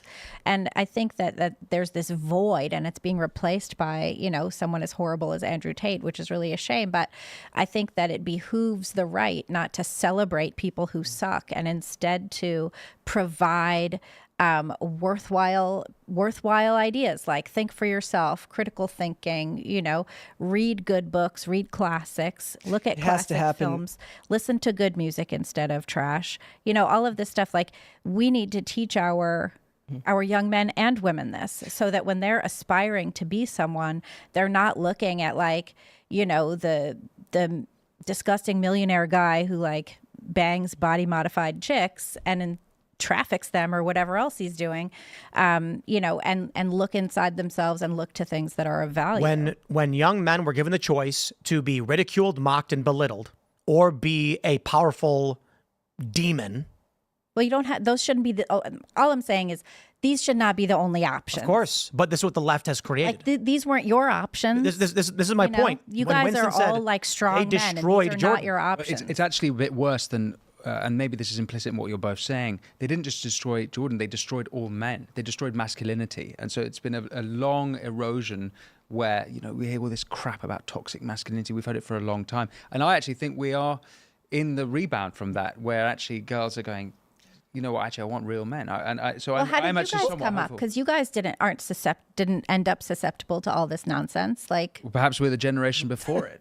Well, okay, so a part of it is also like there's like 20, 30, 40 years of your entertainment and culture degrading men as well. So I posted something recently about this very, very low budget show called Blue Ridge, where this dad, now he's divorced, but he wants to remarry the woman that he lost because he was in the service, he was in the military, he was in special forces, and he was just away from his family. But he has a daughter. The daughter loves and respects him. There's even a scene, and I'm pointing this out because like there's a scene where a boy wants to take his teenage daughter out on a date, and he gives him the cold stare and makes the boy explain why he's right to take his daughter out on a date. And I said, as simplistic as that story is, it's rare now. And there aren't examples. Now, that's not a show that I really think that any kids are going to watch. But the point is, you grow up with stuff like that, right? You may have a family member who watches something like that. And there aren't a lot of great examples in popular culture of really, really good male role models that are not treated as buffoons. Homer Simpson syndrome, right? Where all the dads are buffoons and stupid, as opposed to being competent male role models who actually take care of their family. When I was growing up, I had my dad, of course, who was a no-nonsense guy. And let me just say, maybe as an older man, he's calmed down a little bit. But he was probably one of those guys who got into bar fights often for fun. And so growing up with a dad who was very tough and strong and didn't take anything from anybody, that obviously rubs off on me to a certain degree. But also growing up, I know it may seem silly, but we had superheroes. And my favorite hero was always Batman. You know why Batman's the best superhero ever? Granted, they've made bad iterations of him. At least in the 90s show, he's a regular human. Granted, he's rich, but whatever. And he inherited it. Ugh. But Batman, when you look into the comics and you read about what his powers really are, they call it peak human performance, peak human.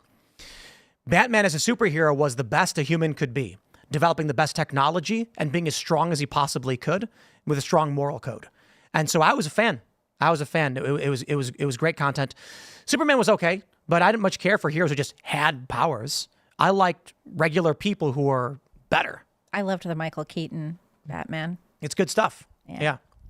I like the X-Men and Spider-Man and all that stuff, but Batman was always like, you can just train. What I absolutely love this scene in Justice League where they're interrogating a supervillain and Superman's threatening him. The guy's laughing at him. And then Batman shows up and they're like, Bruce, we can't get him to talk or whatever. They use their first names in Justice League, right? And he goes, let me handle it. He walks to the guy and he leans in and whispers. And the guy goes, I'll say anything. I'll say anything. And what I loved about that was Batman is just a guy, but he could do things no other superhero could do. He trained himself to be the best. He built the best technology and he put himself above all of the other superheroes. It's a great character. It's a great inspiration because it was just someone writing a story, to be honest. But the story was that, and this is widely believed in comic book lore, Batman can defeat literally any, as it goes, Batman will defeat any supervillain or hero given enough preparation. End of story. That's what makes him so special. Like the one where his list of all the ways to defeat the Justice League leaks. Right. Yeah. It was a great arc. Yeah. And what they did a crossover with Marvel and DC, and Batman defeated the Incredible Hulk. How did he do it? He threw nerve gas and then struck Hulk's solar plexus, causing him to inhale, and then the Hulk passes out. See, that's great. Batman's the best. That's good stuff. It is. Yeah. And then they ruin and bastardize it with all the weird woke garbage. But my point is, I'm not a big fan of kids looking up to fictional characters, but some fictional characters are still good. What they need is good role models, and you were pointing this out when you said they destroyed Jordan Peterson. Well, it's I don't watch these kinds of films necessarily. I'm not against them, but these are archetypal storytelling and archetypal heroes, and this is very much Joseph Campbell, the hero's journey, and this is what we actually need for kids. I think it's in the stories, and we destroyed that. In movies, we went away from that at our peril, and I think that going back to those great stories, Libby, you said it earlier, reading great books. It's not just the act of the book; it's because the example in those stories, these archetypal things, there's a reason why these biblical stories still resonate with us. That's where the ultimate archetypal stories are. I blame conservatives. There is that one specific story I can think of. And it's a spectacular tale. I blame conservatives. So, not completely, obviously. I'm somewhat being antagonistic on purpose, but I blame boomers. But we'll come back to that. No, boomers made the next generation. Captain Picard was a great role model. Talk about that scene when Data asked Captain Picard, if terrorism is so deplorable, why has it been so successful throughout history? And Picard says these are questions that men have struggled with for eons. And he says, I don't subscribe to the belief that political power is derived from the barrel of a gun. Awesome role model. But my point is this. I'm back on a TNG rewatch, actually. So good, always. The first Avenger, Captain America, it was a $140 to $216 million budget. You combine that with marketing, and its box office was $370 million. I'd imagine, Brett, that implies it actually lost money, doesn't it? Probably. I mean, it has to make 2 to 3 times its budget to profit. That's right. Now, what was this movie about? It was a scrawny young man with a myriad of ailments who kept trying to enlist to join the war front to be combat in World War II to ship out, and they kept rejecting him because he was scrawny, frail, flat-footed, sickly, asthmatic. But his character was so good, and he persevered, that they had a project, the Super Soldier Project, and one of the doctors saw in him nobility and honor. Yeah, he jumped on the grenade. He jumped literally in the movie. Mm-hmm. Tommy Lee says, we don't need scrawny, we need strong. And he pulls the grenade and throws it. It's a dummy. And then all the guys jump away and he jumps on it. And what that was saying was that you might be weak, you might not have the strength, you might be sick, but a noble spirit embiggens the smallest man. What's so funny over there? And so that movie was tremendously conservative values. He's a 1930s guy. He wants to date the girl. He's very pure and very clean. He wants to serve his country. And we didn't get conservatives cheering the film on. It was just kind of, sure, fine, whatever. So what ends up happening is the squeaky wheel gets the grease. This is the kind of movie you want to promote to your kids and say, you can be a hero too. Just be of good spirit and be of honor and truth and justice. Then they made Captain Marvel. Is that the girl one? It's the girl one where she gets the powers by accident. She doesn't deserve them. She just gets them. And then she immediately becomes a snooty, evil woman who steals a guy's clothes because he told her to smile. She has to defeat the man who keeps telling her to control her emotions. That movie did $1 billion. Why? Because movies like Captain America before it were so good. No, it made $1 billion because Endgame wasn't out yet. Because the next one did. For sure. Yes. Okay. But the point was the movies were so good, people wanted to see Endgame. So when they announced they were doing this movie, people went and saw it. And then they got the inverse message. Haha, girl power sells and Captain America doesn't. When in fact, it's actually proven not to be true because they haven't even advertised any of the women from the Marvels for the upcoming Doomsday. So I do want to at least jump to this one story before we get into Super Chats, so we're pushing it. But we've got this one from MSNBC. Panel melts down after Trump says he's serious about running for a third term. Oh, boy. Quick reaction, guys, to that Trump comment entertaining a third term. You first, David. Believe him. I think the biggest mistake of the last 8 years is we somehow fail to give credibility to Donald Trump's whims and his impulses, but we know it's true. And January 6th was a perfect example. If he says that he's not ruling it out, he's not ruling it out, and we should consider it a constitutional threat. Okay. Susan? He's been pushing the envelope on testing the Constitution, so I expect, that he'll continue to do that, maybe by seeking out a third term. But more importantly, short term, we're not talking about Signal and that scandal. Oh, cringe. But that's the point here. Donald Trump said he's serious about running for a third term. He's not joking. And I'll tell you why he did, because it changes the news cycle. And she points it out. All they want to do is talk about Signalgate, which is like the biggest non-story I've ever heard. Like, I'm going to say it again because I don't care about Signalgate. The Department of Defense, the government, the president, they loop journalists in when they determine journalists should be looped in. A journalist got looped in, okay? I don't care. Now, do you guys think that Donald Trump is actually going to run for a third term? No, I don't think so. All of the machinations of how it would have to happen would involve like some sort of J.D. Vance running, winning, and stepping down. And just on the basic of that alone. No. Aren't they talking about that? No, if Trump actually ran for office. No, I don't think that he would do that. What if they were talking about a loophole where right? J.D. Vance, but what if Trump does run in 2028, and when they say you're ineligible, he says, "So sue me," and he brings it to the Supreme Court. And the Supreme Court then determines that I believe it's the 22nd Amendment is actually unconstitutional. Maybe they'll decide that it was signed with auto pen. Oh yeah, and it is therefore void. No, I don't. Yeah, I don't think it's. I don't think that's going to be the jam. This is why your liberal aunt hates you, because they I'm serious. I'm serious. Like we talked earlier about people blocking off Tesla drivers and cutting them off and pulling them out of cars and hitting them. It's these types of comments that absolutely fill their minds with the most fantastical worst case scenario they've ever heard. They think he's a dictator. They think he's a fascist. And when he says stuff like this, it sets up especially the politically uninformed, the ones who only see headlines, the ones who don't look into it, who haven't paid attention to when people say outlandish things to change the news cycle. It would actually make him more likable to people if they were like, look, he's kind of scummy. He's trying to change the news cycle, but he's not doing it on purpose, but he's not doing it to actually seek a third term. That's actually more politically intelligent and diabolical, but that's not what they're going to take from this. They're going to take that they think he's a fascist dictator, and it's going to ruin your Christmas. It's going to ruin your 4th of July. It's not going to ruin my Easter because liberals don't celebrate that. Exactly. What if it's all just ironic support because we're sick of the left?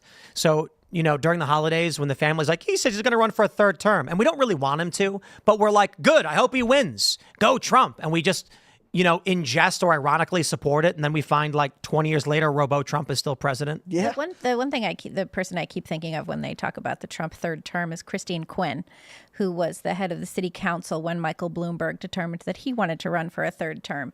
And she backed his run for a third term, and that was the end of her political career. And I think that there are a lot of people who would not back Trump's third term, whether they were in favor of it or not, because that would be the end of their political career as well. Because I don't think that he would get the pass like Bloomberg did in New York. His doing it makes it quite tricky to support him because it seems so ridiculous. It does seem silly. Yeah. It kind of, for all the people who hate him, like imagine it was Biden had said this. Would you laugh it off like we're laughing it off? Well, to be fair, Biden declared a new amendment to the Constitution with no authority. I forgot about that. He literally went ERA. Yeah, and said the ERA is now an amendment to the Constitution. And the Democrats all agreed with him and cheered for it. What's the ERA? The Equal Rights Amendment. It was proposed in the 70s And then it was like, so women could have equal rights across the country, because apparently all the laws that said we had equal rights across the country were not valid somehow. So it had to go get ratified by all the states, and it didn't get ratified by enough states in enough time, and so it was void, and the Supreme Court said that's void. You can't keep voting on that. Well, it did get enough votes after the deadline. After the deadline, which and makes the courts were like, yeah. nah. Yeah. So the ERA, let me pull this one up, states Article 1, equality of rights under the law shall not be denied or abridged by the United States or any state on account of sex. The Congress shall have the power to enforce by appropriate legislation the provisions of this article. Section 3, the amendment shall take effect 2 years after the date of ratification. And this is why Biden says the Equal Rights Amendment is law. What happens next is unclear. Right. Well, and this is and like all the women who oppose trans and gender ideology were against this, because Biden had already remade the definition of sex to mean that men who say they are women are women. So you already had a lot of women opposed to the ERA who were not supporting it after it got enough votes after the deadline. So that was fair enough. You've got me on that one. But then, if I can, just on this this question, one thing I noticed about Trump is that he'll say a lot to try and push the conversation, and then it's out of the deal stuff, right? He'll say overplay. He'll say a ridiculous thing, and he ends up getting something that actually is great along the way. Two recent examples will be Mara Gaza. He said that America is going to take over, which, by the way, his base don't want anything to do with another foreign issue. So it wasn't appealing to his own. Gaza. He was, but what happened was that the Arab League nations came together and they came up with a $53 billion deal to actually get it. And so it proved. Now, a second thing would be him saying we don't want to, Europe needs to do more for defense. We don't want to have to shield everything that's going on in Russia, and he kind of oversteps it. And then you have the Oval Office, which that's seen.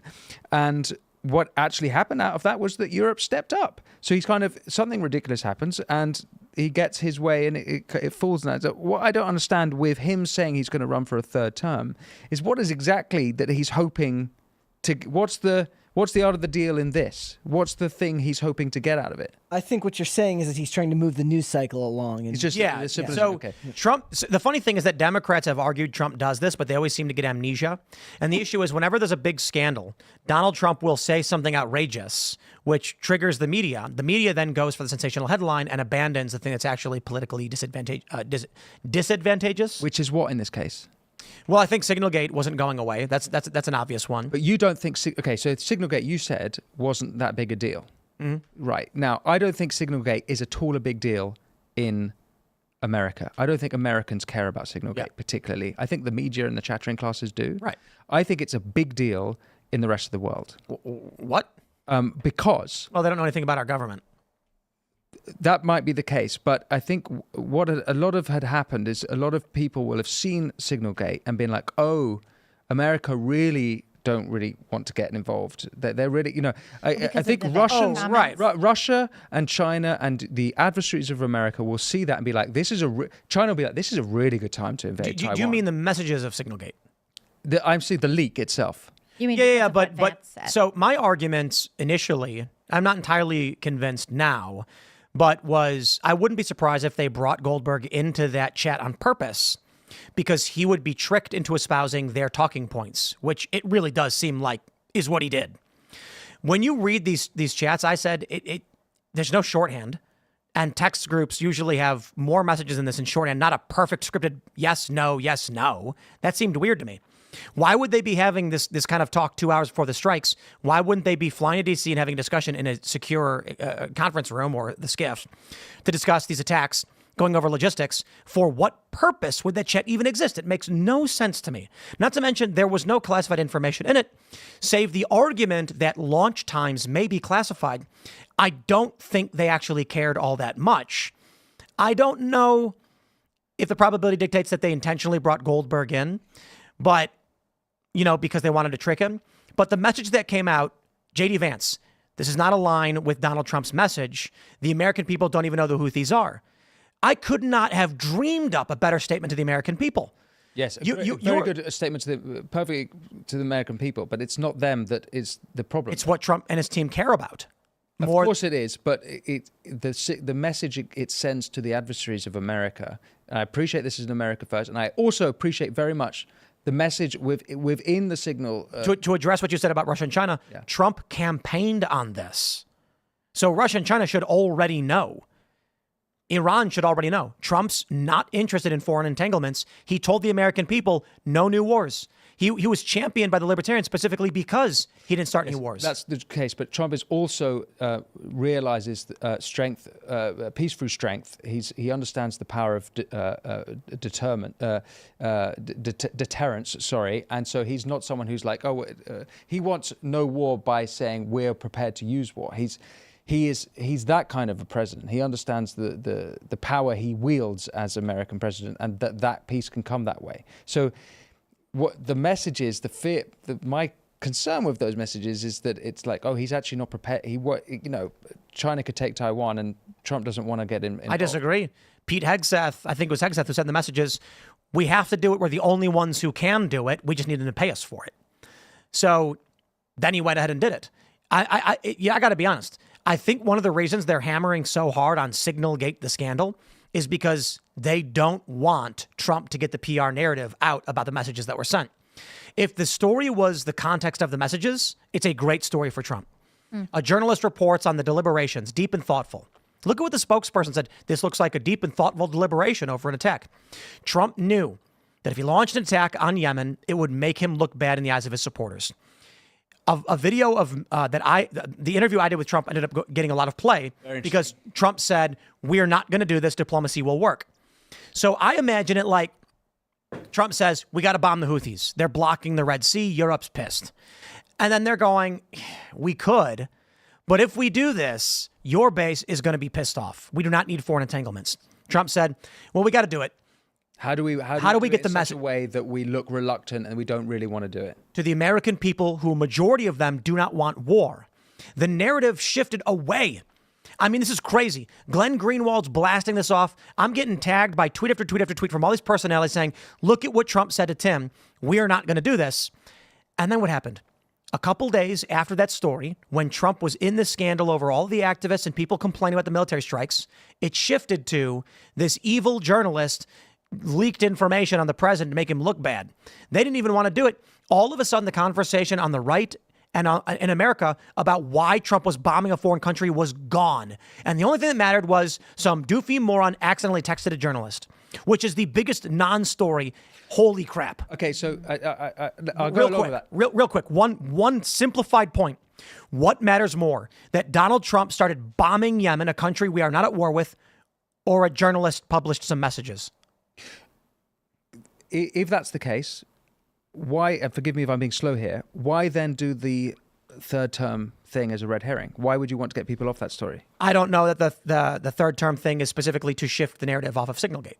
Right. Okay. It may be. It could be the deportations. The other thing that Signalgate distracted from is Trump was in the thick of it with the judges over his deportations of Tren de Aragua.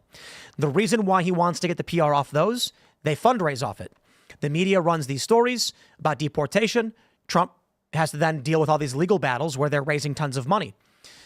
I got to say, Signalgate was a great story for Trump in so many ways. There's nothing to fundraise off of.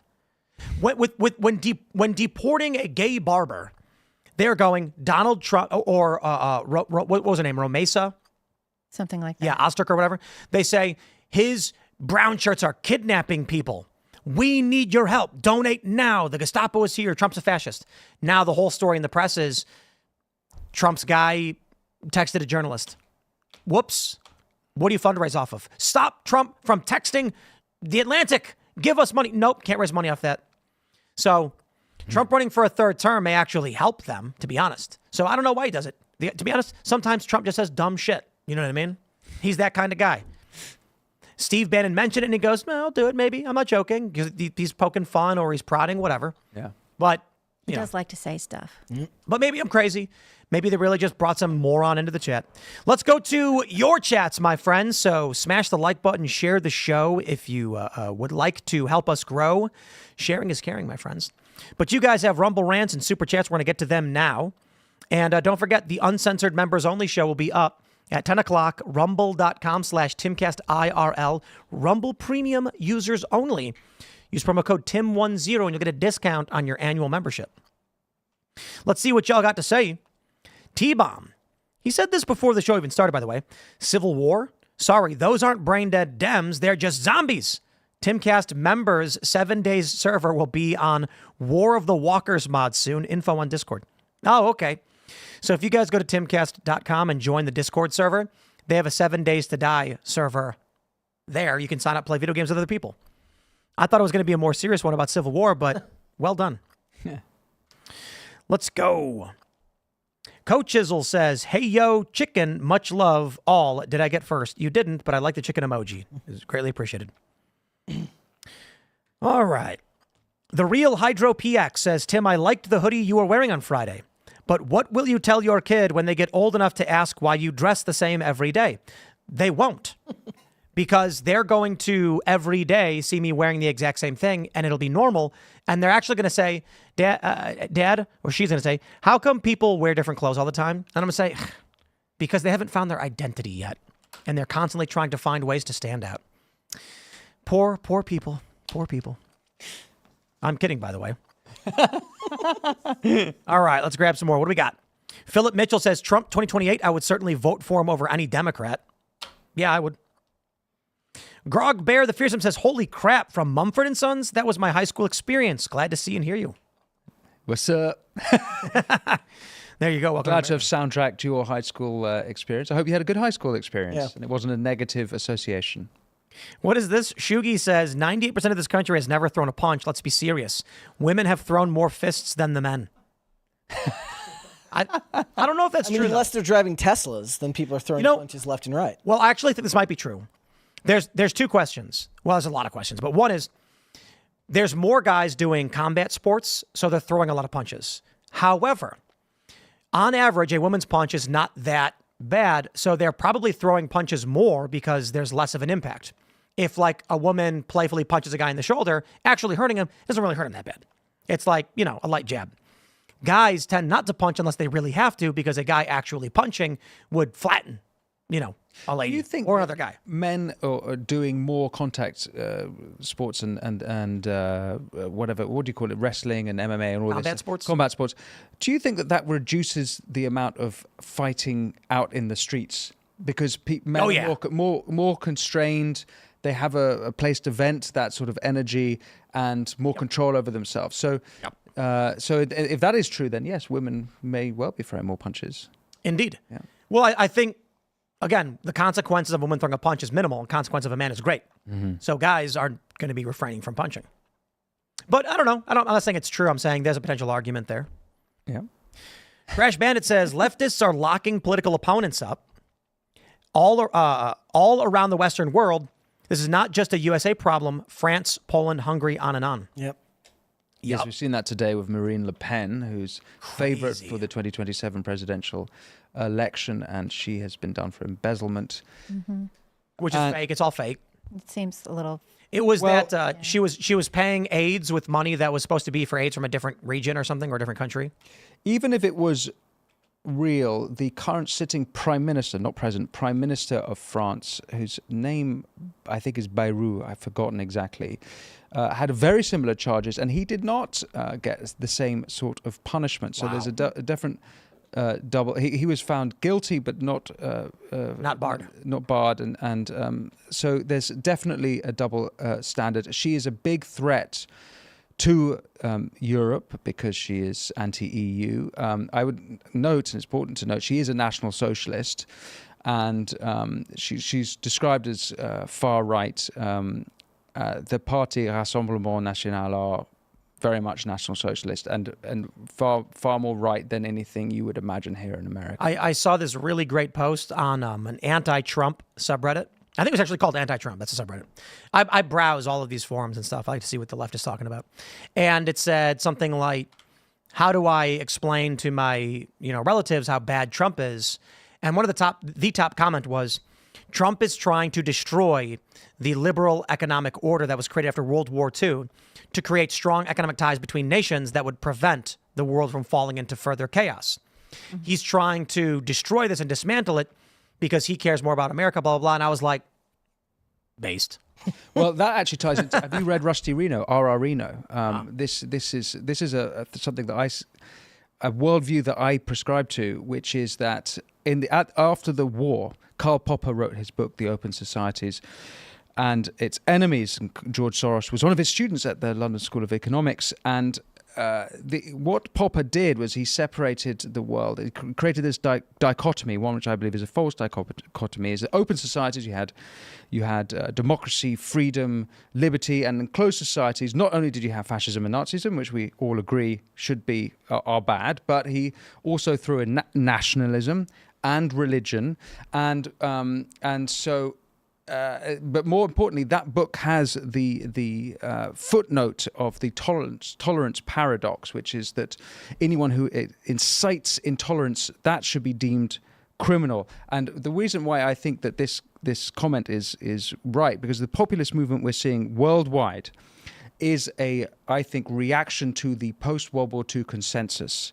And a lot of the globalism, the Davos, this comes from that consensus, is that one of the lessons from World War II is nationalism is bad. Well, actually, in America, I don't think you learned that lesson, because it was America defeated Nazism because of your nationalism. With nationalism. You did. In Europe, we learned a different story, which was that it was nationalism that caused the World War II. We ended up with anti-nationalism eventually and the destruction of our borders. Yes, and I do think that was born from this ideology. And I do think that Trump and all the populists are a reaction against the post-World War II consensus. Yeah, I mean, we had, once the end of history hit, we were definitely anti-nationalist, anti-America, anti-conservative values, anti-religion, all of that stuff. And the populist movement is a sovereigntist movement. It's about sovereignty. It's about the people taking back control of their borders, of their democracy, of their power. That's what Brexit was. And that's what I see happening in Argentina. A lot of the Meloni in Italy, France, Le Pen kind of gets put into that. She's a bit complicated in my opinion, but yeah. Let's read this one. We got this from Jeremy over the Quartering. Tim, please shout out Brad Schimmel. And yes, on voter ID, the vote is tomorrow in Wisconsin. We need the Beanie Crew. We're behind, but can come back. This is big. You've got a major issue with the Wisconsin Supreme Court. They're going to redistrict. That's the fear, and they're going to give Democrats 2 new seats and take them from the Republicans if this happens. So everybody in Wisconsin, you must look this up. You got to do what you got to do. You got to do your duty. You got to go vote. You got to go vote. And this is what Elon's doing up there, right? Indeed, yeah. If you're lucky, you might get $1 million from Elon if you. I love it. The right way. Elon, I'm a big fan of Elon. Has he been on the show? He has not. I bet he'd fit right in here. Yeah, probably. We've talked to him about it before. Here's the thing with how we do booking. We're not very forceful. So, we've had a lot of people from the Trump admin and even the Trump family come on the show. And they'd always say, we can get you a show with Donald. And I'm like, if it happens, it happens. I'm not the kind of guy who goes and pounds on the door over and over again, begging, this kind of stuff. So we've reached out to Elon. He's actually, I think, agreed to on some occasion, but we just never really get around to it. He's a busy guy. He's a busy guy. But we'd be lucky to have him if we ever did. He does follow me on X, but I try not to pester people. People try to DM me all the time and stuff, and I'm like, everybody's always trying to go up the ladder of who they can DM for some favor or whatever, so I try to avoid. Have you always I would say you say that, but you also it's very warm and you seem to look after people. And have you always been like that with not pestering? Was there a time at the beginning when you were building this thing where you actually did? Because when I started with my show at the beginning, trying to get guests is that bloody hardest thing. You get to a certain size, people want to come on the show because they know it's good for them. But you weren't like that at the beginning? No. So we got lucky in the beginning. We had a few guests who were not, particularly as big. I think Corey DeAngelis was one of our first guests. And then we weren't planning on doing guests. We were like, we'll see what happens. COVID happened and we had no guests.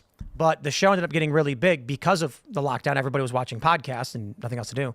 And then when they lifted the first lockdowns, we started booking people. We had a massive viewership at that time. We were getting, it was nuts during COVID. We were getting over 1 million per day every night. No way. Wow. Yeah, it was absolutely bonkers. And the segments from the show were getting 500,000 each Just Wow. absolutely ridiculous. But the ad rates were gone because nobody was buying ads anymore. So we weren't really making a lot of, we were making a lot of money, don't get me wrong, but like relative to the views we were getting, the money wasn't there. Don't get me wrong, like a lot of money was made.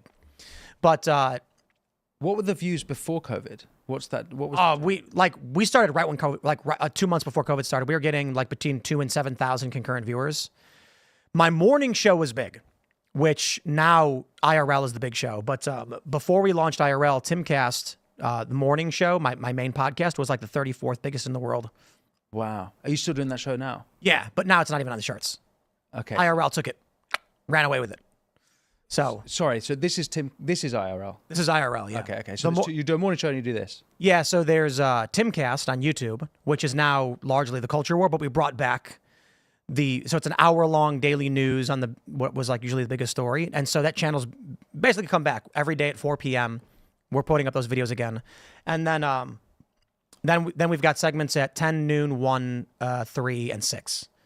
Okay. So it's 5 independent 20-minute and 4 10-minute segments, an hour-long show, which is exclusively on Rumble live at noon, but then becomes the hour YouTube video at 4.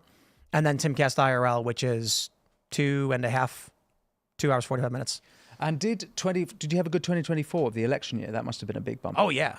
They've all been good, you know. And is it that have you maintained into 2025? I mean, actually, yeah. So our viewership's improving, but it's largely to do with strategy and work and things like this. So strangely, you know, a year ago when YouTube launched Shorts, we were getting millions on every short. And then they changed the algorithm and now it's prioritizing a different style of short. And now we get only a few thousand, despite doing them the exact same way. That's the annoying thing about how YouTube changes the algorithm. Yeah. But now we're changing the algorithm again, and we're making unique videos.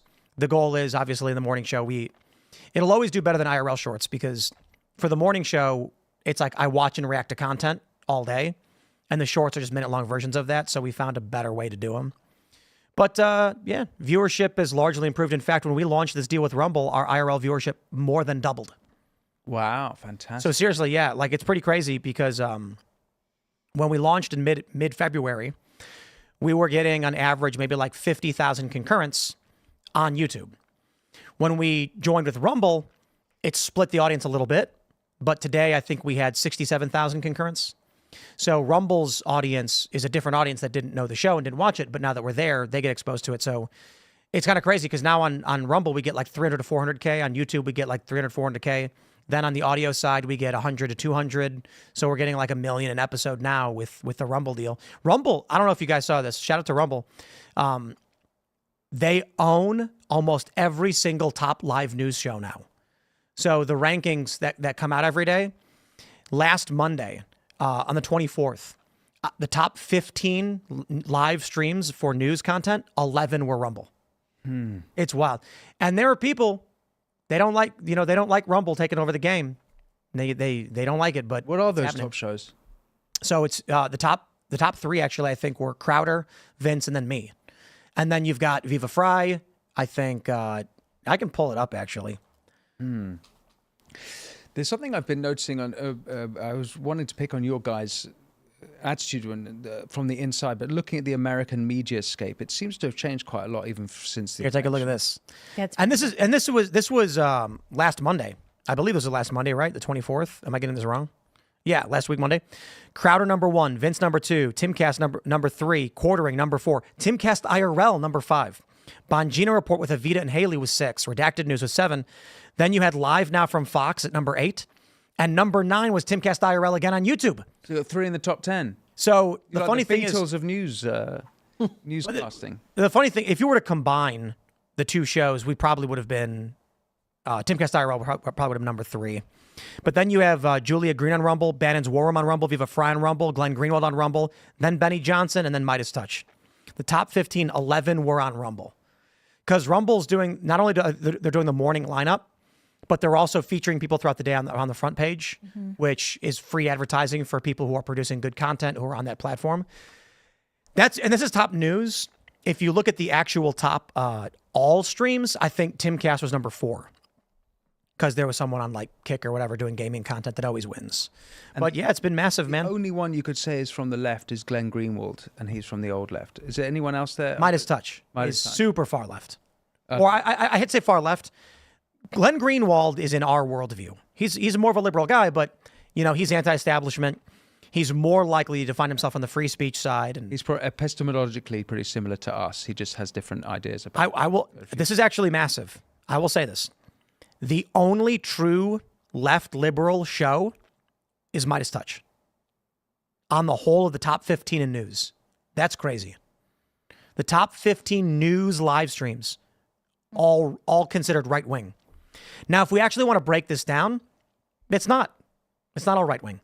You could say Crowder's right, Vince is right, Timcast is moderate, Quartering is moderate, IRL is moderate, Bongino is right, Redacted is probably right. Definitely right. IRL again, Julia Green is going to be right, Bannon is right, Viva Fry moderate, Glenn Greenwald liberal, Benny Johnson right, Midas Touch left. One actual left. That's crazy. Wow. Yeah. Shout out to Rumble, man. Even right now on Rumble, we got more viewers than YouTube. But My show hasn't made the top 15. I'd be surprised. Oh, actually, it's not a live streams thing. But you can see the Winston Marshall show on Rumble. Is anyone listening? I do. Come on over. The water's fine. yeah. Is that where you broadcast? You're broadcasting on Rumble? We do Rumble and YouTube. Nice. Yeah, the morning show has been massive too. So now you can see here, Timcast, the morning show is the third biggest live stream.